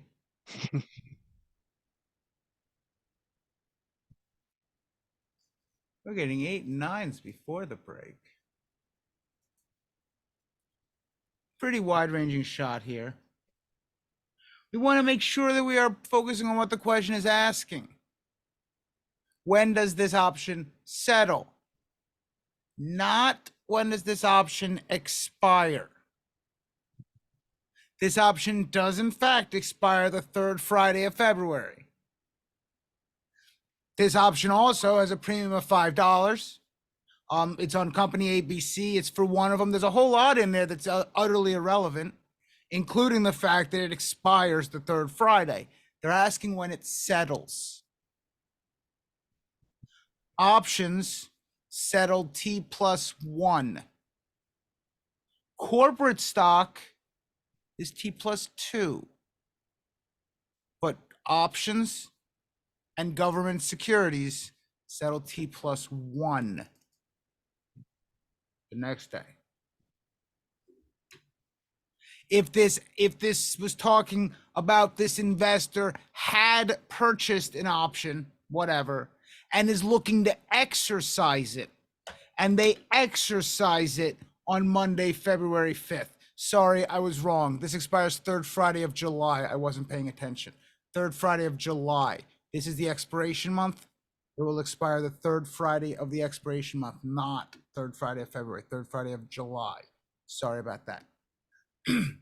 But if on February I want to exercise this, that is then buying or selling a corporate security, which settles T+2.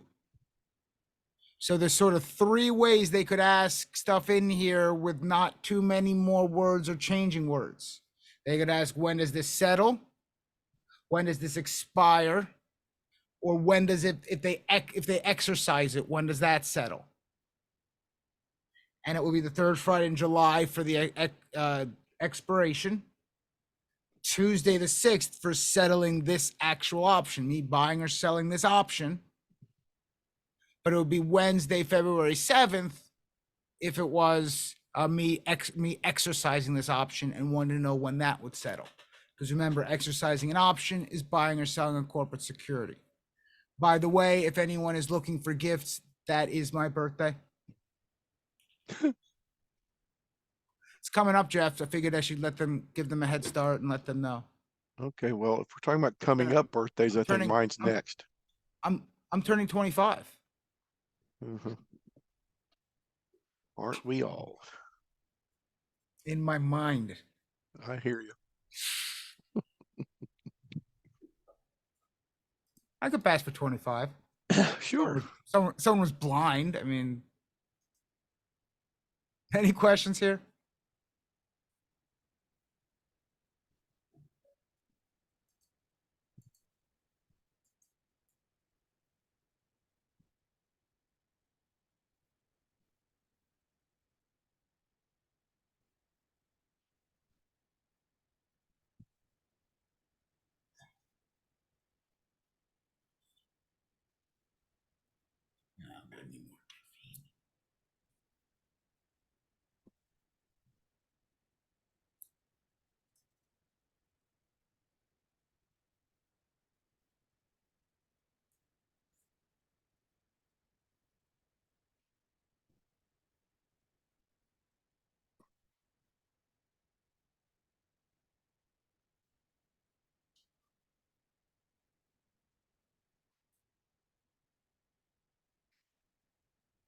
There's a bunch of C's, a couple B's.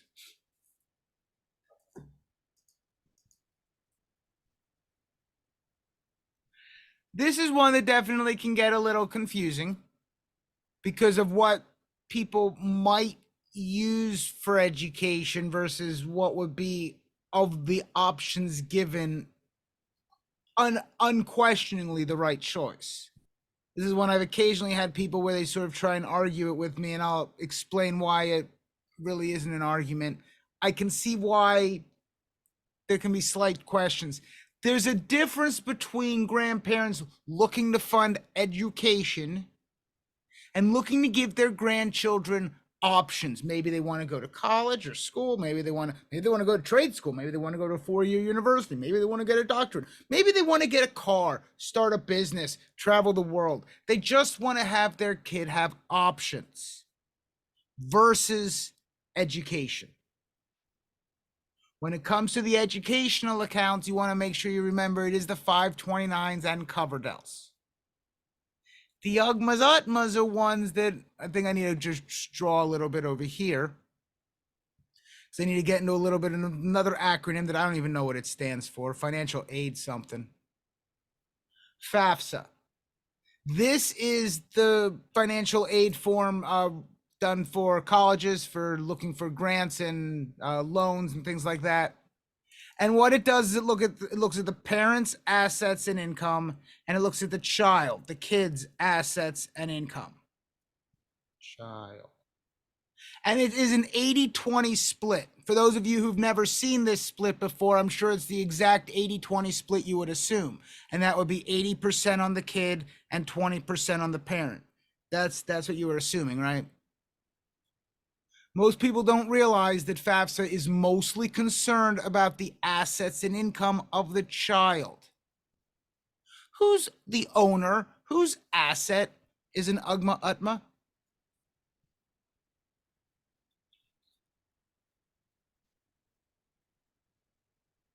UGMA UTMA falls under the 80%, meaning if it's for college, this is almost assuredly going to kick them out of any kind of financial aid. They will then have to use that 529 money. Not only is 529 usually a parent asset, could be a grandparent. If 80% is on the kid and 20% is on the parent, how much does that leave for the grandparent? Nothing. Grandparents could have millions of dollars in 529 money and the kid gets full ride based on needs because the parent and the kid don't kick them out of the financial needs. Not only is the 529 in here, it actually has a different percentage. It's because of 529s, they count it, I think, as like 5% or something, but it's still better than what it would be under the kid. Questions here? I know I got a little bit out there with FAFSA. I just wanted to explain why UGMAs are not for education. They're for options. Maybe education, maybe a business. Who knows? Give the kid choices. Any questions here?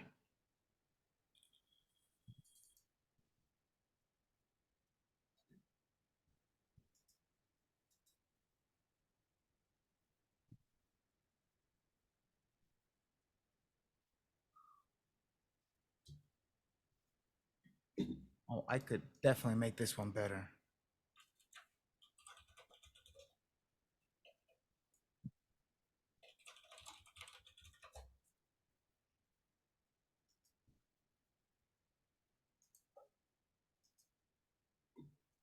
I could have a price for the preferred stock, Jeff.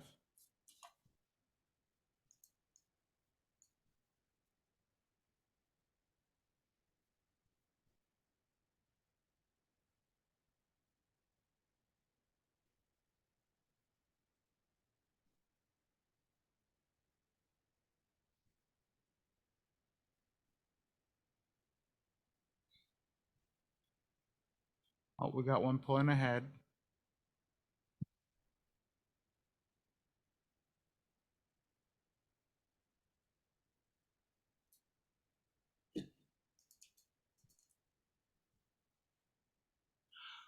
What's par value of preferred stock?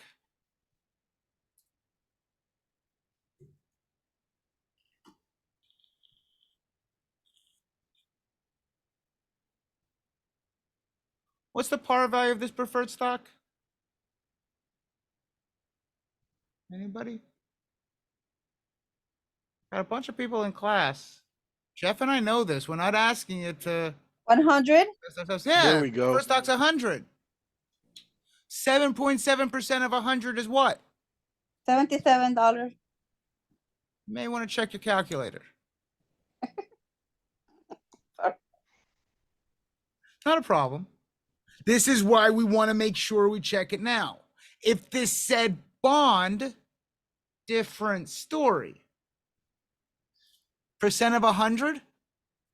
Percent literally means of 100. 7.7%, 7.7.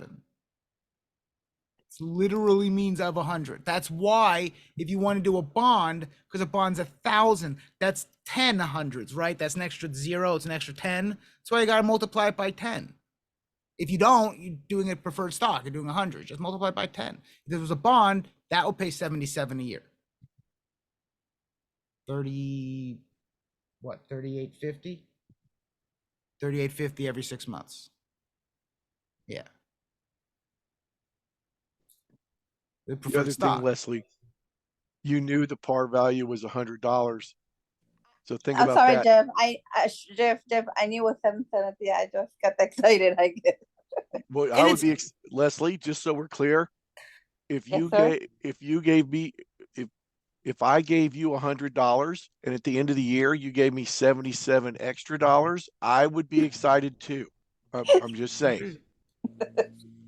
I and So again, understand. don't feel bad. I mean, no, this is, don't feel bad. I would do the same thing. yeah, I mean, like this is again, you want to, oh, right, okay, I got to make sure when it says preferred stock that it's just the percentage. When it's a bond, I got to multiply.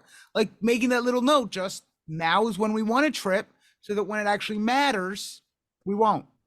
Now it doesn't matter if we trip. And I think the other part on this too, semi-related, you know, when you're doing the stock split math, if you're doing current yield math, use the calculator that they give you. Brian always says, don't be a hero. He's the guy with the 2 upper level math degrees. That's not me, right? I'm not that guy.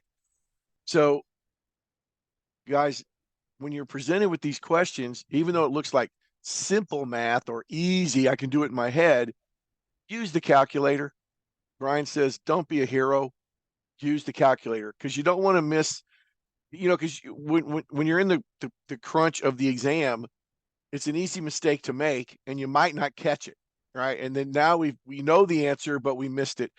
Use the calculator, right? Use the calculator, check your math. So anyway, just a test taking tip thing. They give you a calculation, use the calculator, even if you know you can do it in your head.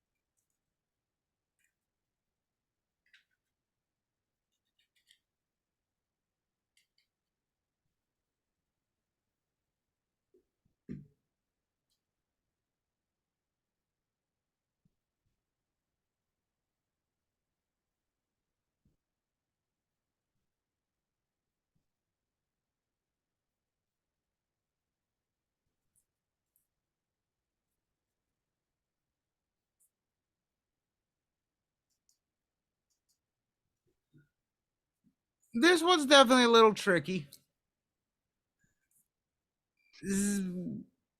What are these risks? What is liquidity risk?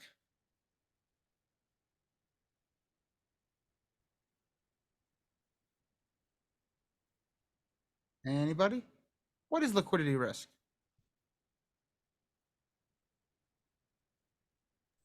Liquidity is actually money. It's actually the money at hand. So the risk will be to lose it. No. You're sort of, I mean, look, liquidity itself is money on hand. Liquidity risk is a little different than that. Okay. Liquidity risk is basically the risk that you can't convert your investment effectively to cash on hand. Quickly. Okay. That if you think about like a mutual fund, you can call up and like you get your money back the next, 2 days, a day, next day, because you get the next quoted NAV and it sells and takes up to a few days to possibly get to you, but you get that market price when you want it. Real estate, it'll be hard to sell a house at current market price. I'm not saying hard to sell the house. If I have a $500,000 house and I put a $30,000 price tag on it, it's going to sell real fast. But if I put a $500,000 price tag on a $500,000 house, it might take some time to sell. Like if I'm selling it at true market value. Mhm. What's regulatory risk?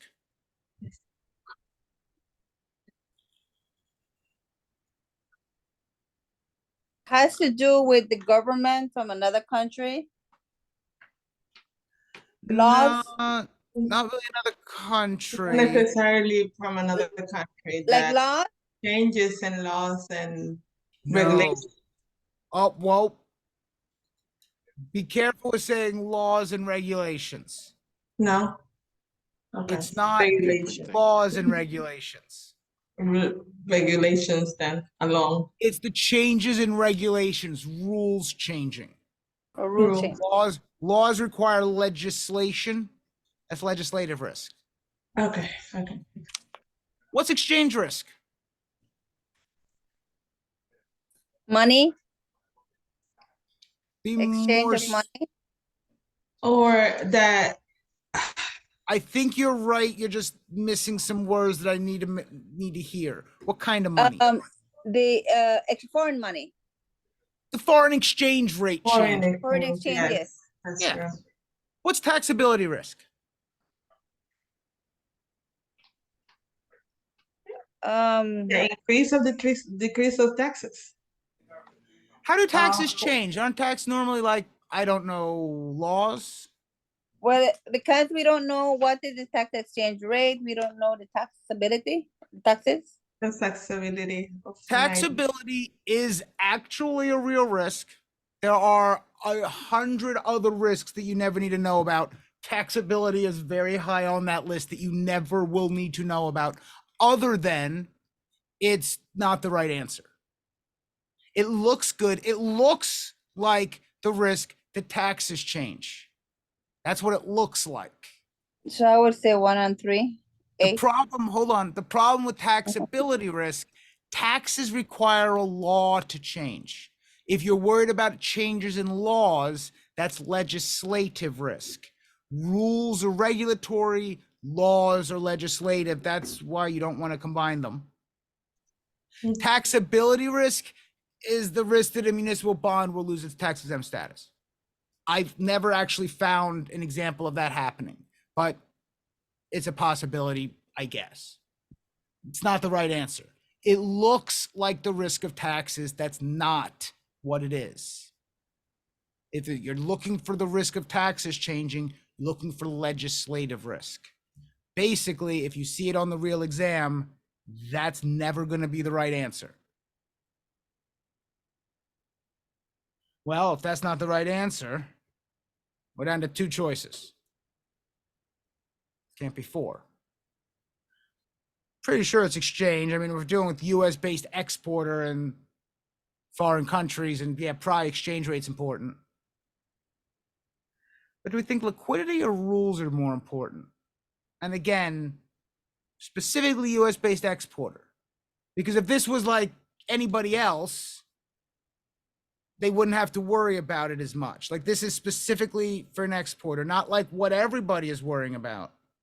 Specifically for the exporter.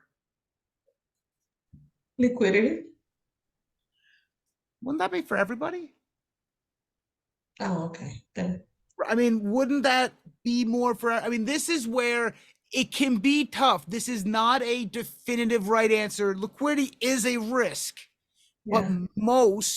what if suddenly there was a new rule about some additional regulation you have to follow and it costs $50,000 a year for you to follow it if you want to keep dealing with this importer or the exporter you're dealing with.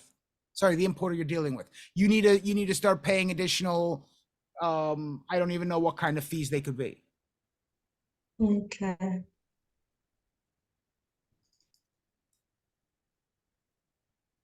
That's it. But it's the idea of liquidity that everybody would be concerned about liquidity. That wouldn't be specific to an exporter.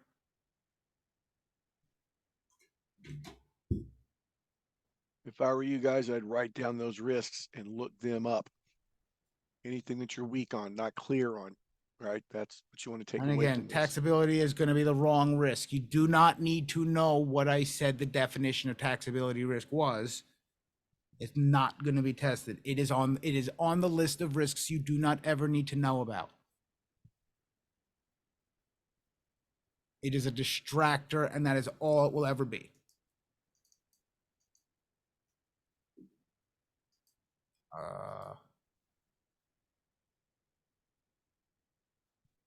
Well, random tests are what random tests. I have 4 of these, and we get this. Do we get this one again?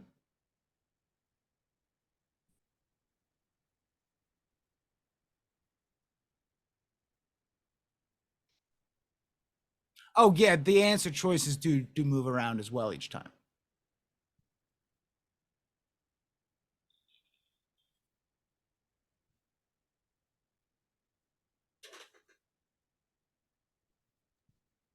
Isn't this the same one you previously? So we gave should us? get it right, right? If it is the same one. Okay. I believe it's put. It was sell, yeah. Okay.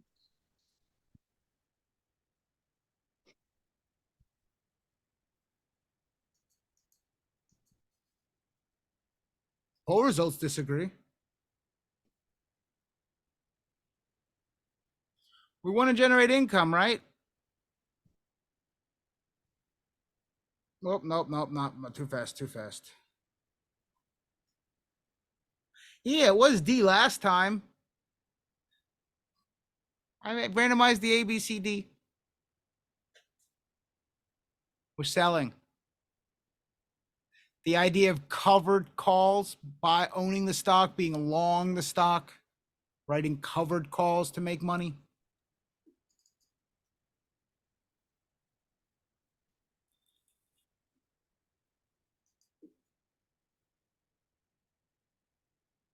Repetition works because repetition works. Take any notes you need. Make sure you write them down.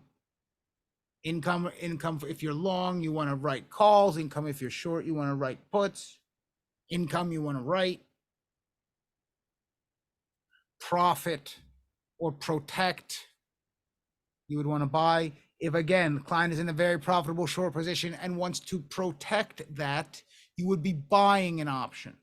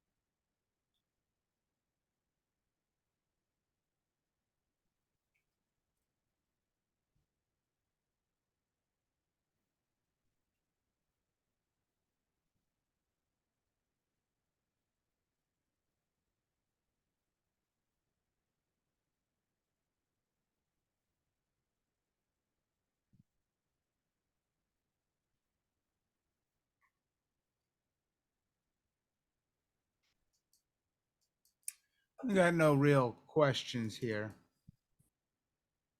Again, this is one of those simple definitions, you know it or you don't.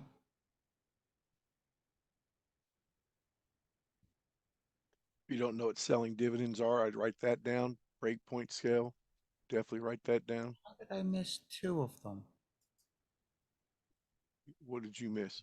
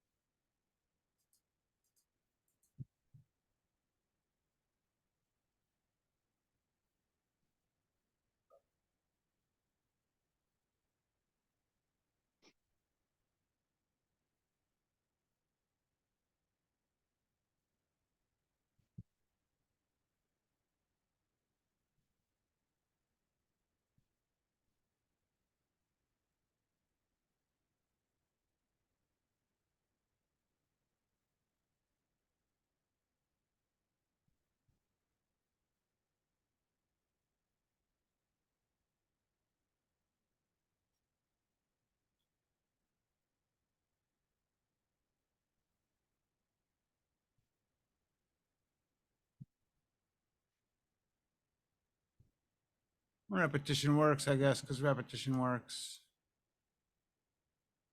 One of the things that you want to make sure you watch out for, if something's changing up or down, almost assuredly they're looking for up or down. It's very rare that what they're talking about or what they're asking about is going to stay the same. And unless you know for sure, I mean, I've written questions where that is the technical answer, but they are, I don't like them much because they don't ever get students, because the way you got to word them in such a way that sort of makes sense, it's all but obvious that there's not enough information given. A bond pays $60 a year in income. How much does it cost? No idea of what is, we know it's a 6% bond. No idea of what the current market price is if we didn't give it. They're not likely to ask that kind of question. Almost assuredly, if something is changing, what they're asking about is also changing. This is the same question we did earlier. We have the interest in percentages. We have the price in dollars. We have the yields in percentages. When interest rates go down, prices go up, and yields will go down. Similarly, when interest rates, moved off the screen. When interest rates, go up, price goes down, yields go up. The idea here is that the percentages will move in the same direction, opposite the dollars.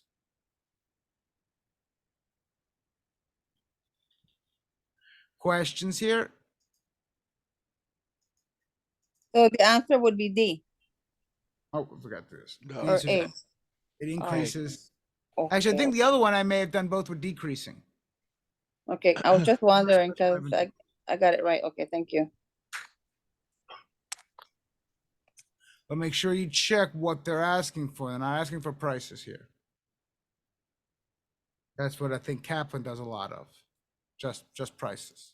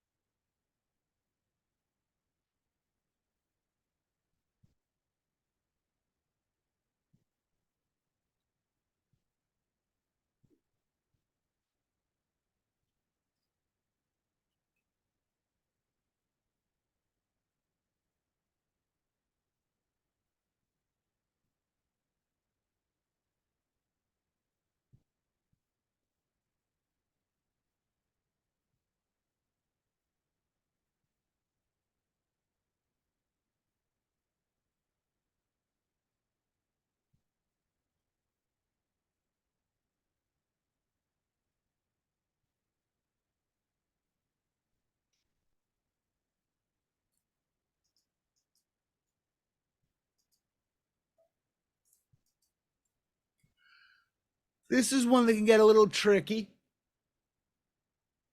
We got the accept, paid for accept. With all the municipal bond questions, what I always recommend is making sure we group them together. 2 of these are revenue, 2 of these are general obligation. Toll bridge and the sewage treatment are the revenue. School bridge are the GO.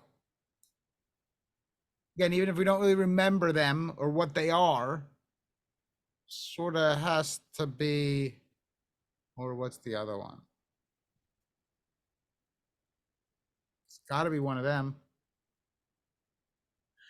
These are paid for with taxes. So they're asking for GO. Except, so not this one.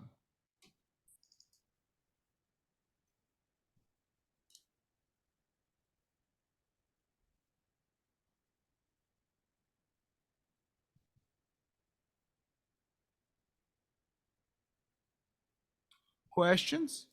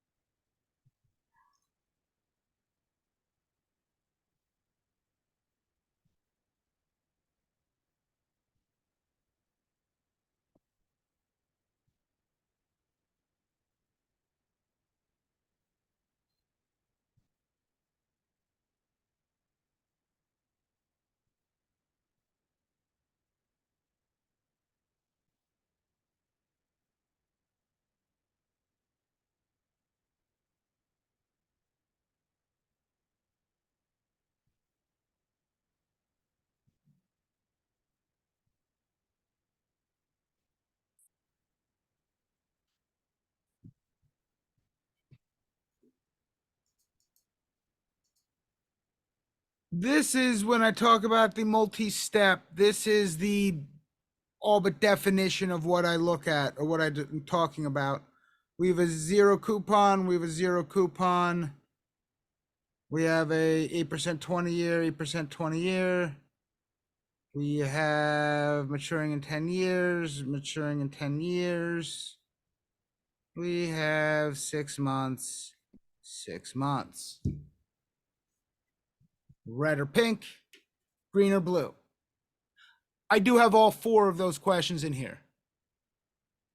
Because depending on exactly how I write the question, each of those 4 is a valid answer. None of these can just be eliminated. Depends on what I'm looking for. There's 2 sort of points in the question. What color do I want? Let's go with this one. Short term, duration, less than maturity. What do you think short term means? Yeah, probably not blue. We've got 10 years or 6 months. What's that duration less than maturity mean?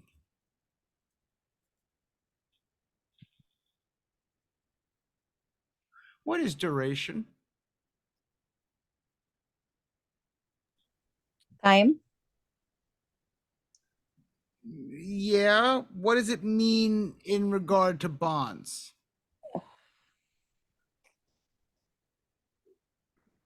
Don't remember. It's a tricky concept because duration in normal world simply means like how long it lasts. Excuse me, which in bond talk is maturity. That's not exactly what duration means. It's related to maturity. The longer the maturity, the higher the duration. The shorter the maturity, the lower the duration.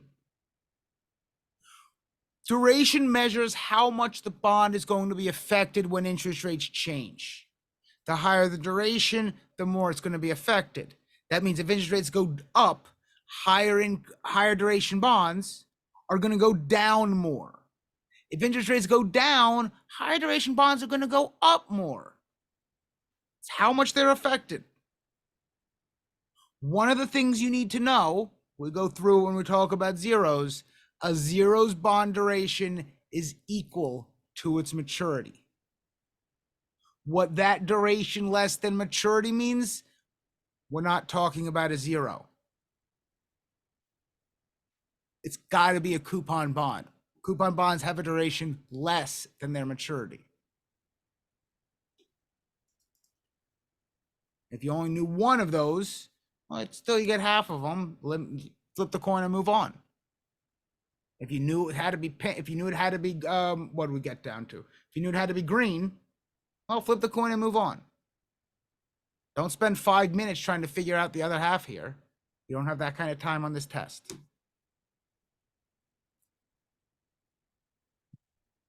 Questions?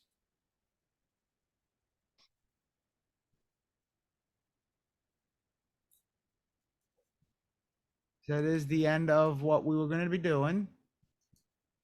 I'll pull back my ad sheet again. Again, these are the concept cards where you can order them, where you can find more information out about our new SIE University program, which I am very proud of what it's come out to. It's quite nice. Right. I have a question. Can you what's up? email me that link to my personal email or no?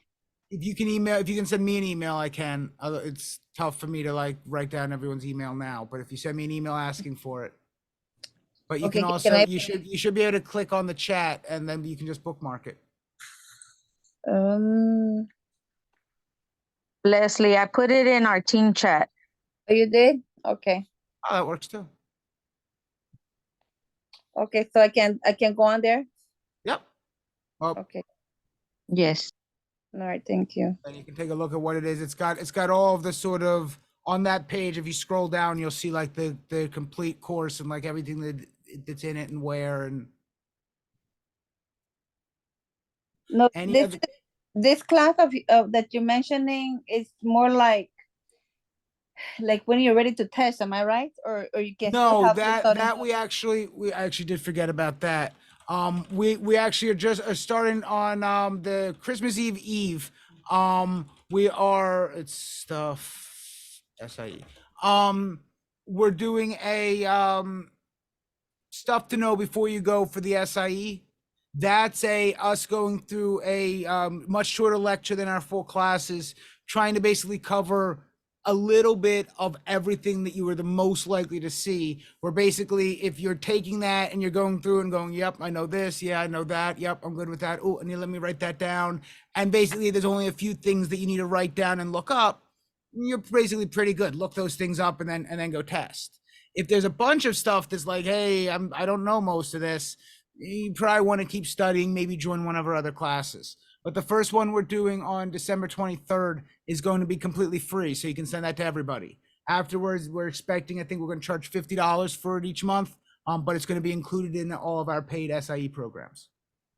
And how, the one that you're talking about, the free class is when? It's the 23rd, December 23rd.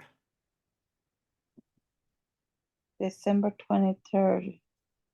Oh, but that's the one is that a Saturday? It's a Saturday, yep. What time is that? 10 a.m. Eastern. Okay. So that's Saturday and Sunday, or Nope. just Saturday? Just Saturday. It's a 5-hour, just the most important stuff. We're going to take questions afterwards, basically, or occasionally during. But yep, we're doing it for the first time to sort of see how it goes. And for your class, and for the class that you're talking about, the 90 days, what kind of course, or for who would you recommend that mostly to? Probably people who aren't that interested or needing of like a live interactive class, because Jeff and I do a weekend course, a cram course. We do a weekly course, my study course. But some people have lots of other things that they want to basically be able to study at their own time. And so we sort of broke it down to make it sort of nice and small chunk for everyone who needs that. Jeff? It's so- self-study, right? So I can complement that with the book, with the studying, right? From Kaplan or something like that? Yes, of course. Got it. Yeah, you're going to need the Kaplan Q bank anyway. So yeah. We have some questions, but we do always recommend having a question bank on your own. I think my site talks about Achievable. If you have Kaplan, stick with Kaplan. Actually, I have Achievable. I've started Achievable, but I did Kaplan in the past.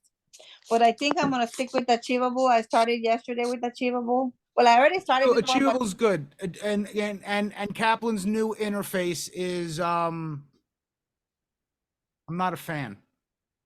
Jeff, have I explained that to you? Have I told you about that? Have I told you about my feelings? yeah, okay. So I was a little more vulgar in my private text to Jeff than I will be in a recorded class. I'm very much not a fan. Anyway, okay. this is a self-study thing, right? This is for somebody that's disciplined. They can get on a system. They follow the instructions. They work through the course, right? It's an online course. You work through the course, you use it in conjunction with your Kaplan or Achievable, get your scores, if you're using Achievable, get your scores to whatever Achievable tells you to get your scores to before you test. If you're using Kaplan or anybody else, get your scores to where that company says to get your scores to, right? But it's methodical. You should be done in 3 to 4 weeks. And It if takes you're a little using longer, but it's Achievable, don't worry about the bands, tans, and rands. They're not tested. Yeah. But What?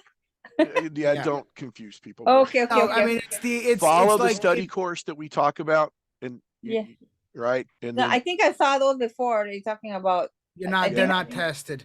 Just like income bonds are not tested from Kaplan. Kaplan likes talking about income bonds. You're not going to see them. There's every test provider has certain topics that for some reason they have a lot of questions on, and I've never had a student tell me that they've ever seen a topic on there. Yeah. And Achievable does the bands, tans, and rands. But again, really don't worry about them.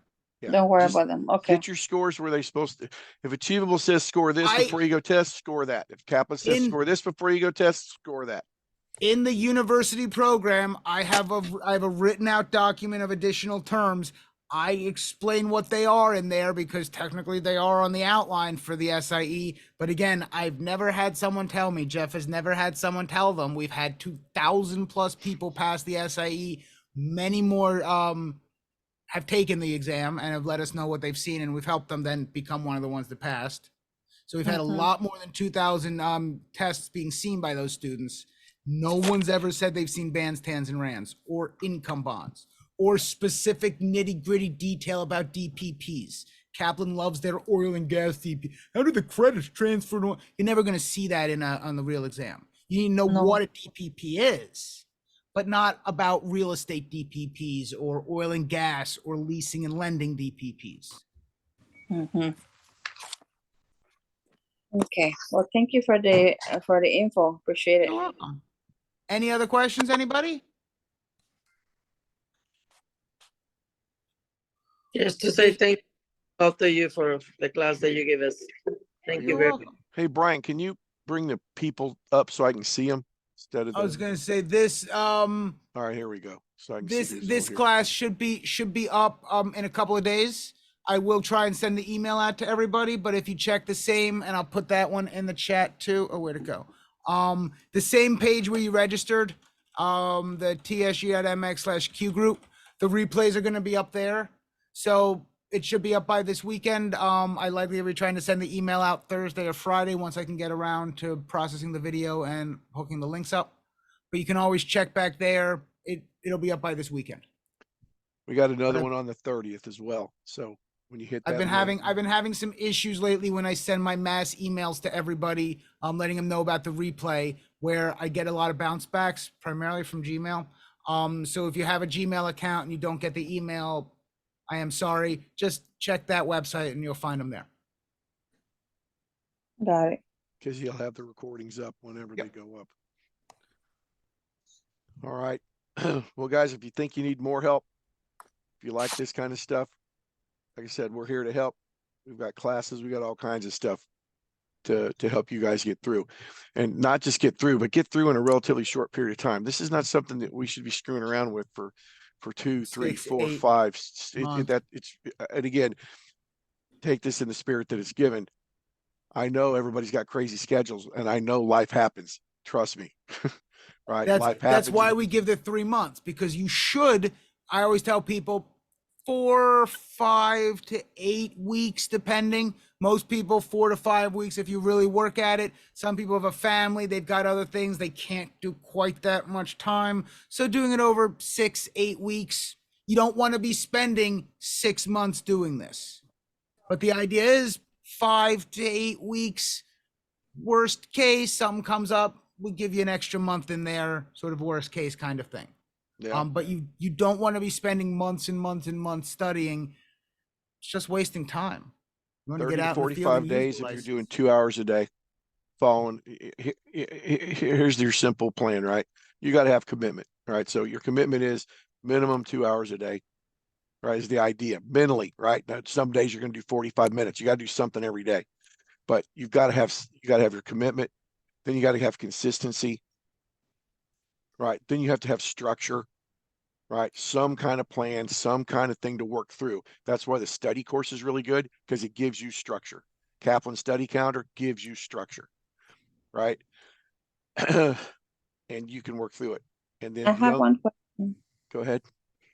Jeff, I mean, I know I'm not totally green in this because I've already tested once. I don't know, I missed it by a few points and I just didn't continue.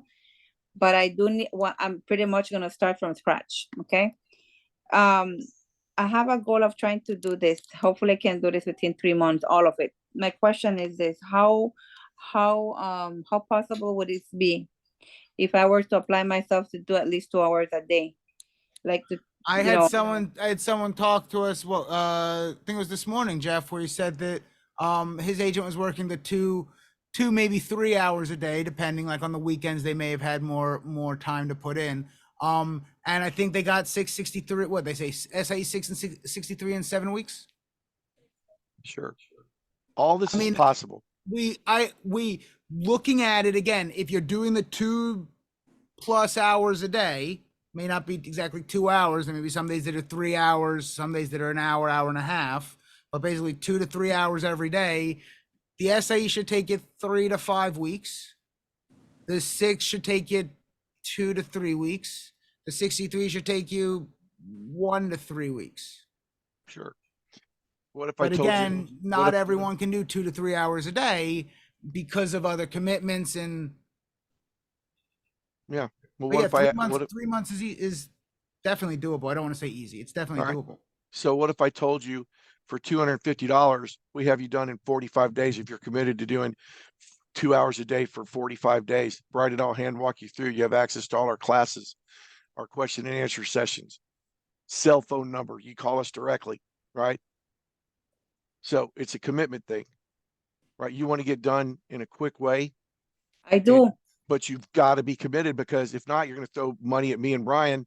We're going to pocket that money, and if you're not committed, then you're 2 weeks in and you're out. So for people that are serious, and that's who we pretty much, the majority of the people that we're working with, the RVPs, the leaders in the base shops, in the companies, right? They're sending us their people that have got to get done because they can't get to the next level. So those people always get done because they're going to have skin in the game. That means money. And they are definitely committed. And Brian and I walk them through the whole thing and they're done. Right. For people that don't want to have, that much skin in the game, we have these other programs. You're self-studying, but we're guiding you through everything. So all y'all have to tell us is what your level of commitment is, how soon you want to get done, and we can give you the program that we offer that will get you done, assuming you've got the commitment. If you've got the commitment, I don't care if you've got English as second language issues, you're dyslexic, learning disability issues. I don't care what your situation is. We have helped everybody there could be, but they had to do it. Aspie? So, yeah, I mean, again, it's not that difficult. It's a commitment level on the student side. We do this. This is second nature to me and Brian, right? That I'm not saying that we're great at this. What we are great at is if you commit to us, right, in our program, we're going to work as hard for you as you'll work for yourself, right? No one else is going to do that, right? There's a bunch of online programs. Pay me so much a month for the rest of your life, and it drags on forever. But when you finally make up your mind and say, okay, I've got to get this done, I'm not the greatest test taker, or I can be the greatest test taker. Walk me through it. When that light bulb pops in any one of y'all's heads, we are the ones that will get you through. Over 12,000 reps from our broker dealer. If you don't know our broker dealer, it's PFS Investments. Forever I've been with our guys, right? 12,000 reps. I don't take credit for any of those reps because y'all are the ones that study. Brian and I are the ones that talk you off the ledge when you want to jump. And that's what you're paying for. That's the bottom line. If you're a good self-studier, we got a program for it, right?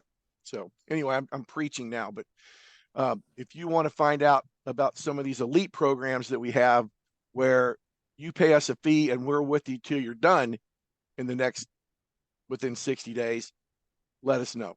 So we've got anything that you guys need or want to match with your level of commitment and getting this done in a reasonable amount of time. So there's my preaching for the night. Did you guys post your number on the chat or something? You can go to my website, jefftharp.com. My cell phone number's there. Or Brian, you want to post the numbers? I don't care. Y'all can have my cell phone number. Oh no, yeah, they're on the member site. Okay, yeah. So yeah.